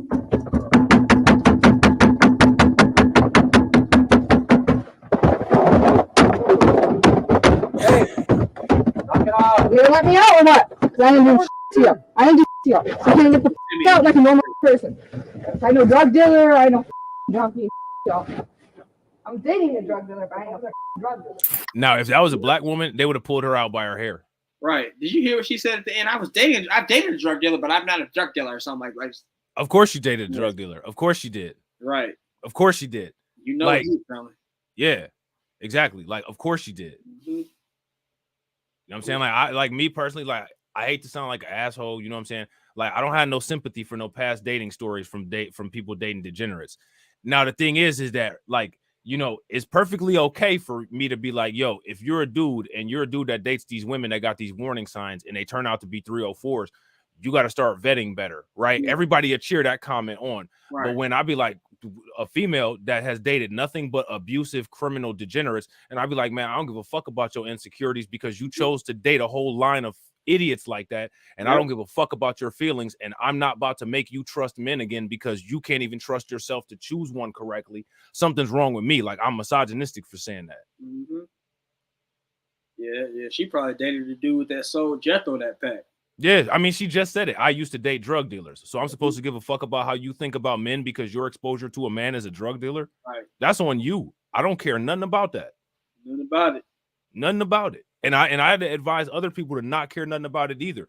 Don't even get into a situation with this kind of person to where you're even having this conversation and you find out that this type of individual used to deal with a drug dealer. Right. Because I would be like, if I was in that type of situation with her and she was talking about she was dealing with a drug dealer, I'd be like, you know what? I can tell because you act like you're on drugs at all times. Ha! You know, she's crazy. Yeah. Which, I mean, again, acting like she's on drugs at all times. So what'd you do? You went to see him before you came to see me? You know what I'm saying? Hold on real quick. So, yeah, man, that's all we got today. You know what I'm saying? I got to get going. And, you know what I'm saying? Shout out to my man Grind for staying on. I know Grind got to go too. Shout out to Jay and TD for calling in. And shout out to everybody that came through in the comment section, man. Give us that last minute. Smash the like, hit the bell. Make sure y'all leave comments after the stream. Tell a friend about the Reacts podcast. We only need 190 more subscribers before we get to that big 1K. And I promise y'all, when we get to that big 1K, we're going to have a nice show for y'all. We're gonna have good shows for y'all at all times, like we do all the time anyway. But the 1K one is gonna be special. So make sure y'all help us get there. Right. You know what I'm saying? Any closing words? I got nothing, man. It's y'all look out for us and share the video out. Spoken like a true scholar. You know what I'm saying? Spoken like a true scholar. So make sure y'all do that. Also, make sure you guys subscribe to Grind and Motivate. Make sure y'all subscribe to KO Kid Fit. Make sure y'all subscribe to TD Hip Hop Media. Make sure y'all subscribe to Jada Informant. And make sure y'all watch Reacts clips. All right. And with that being said, ladies and gentlemen, peace.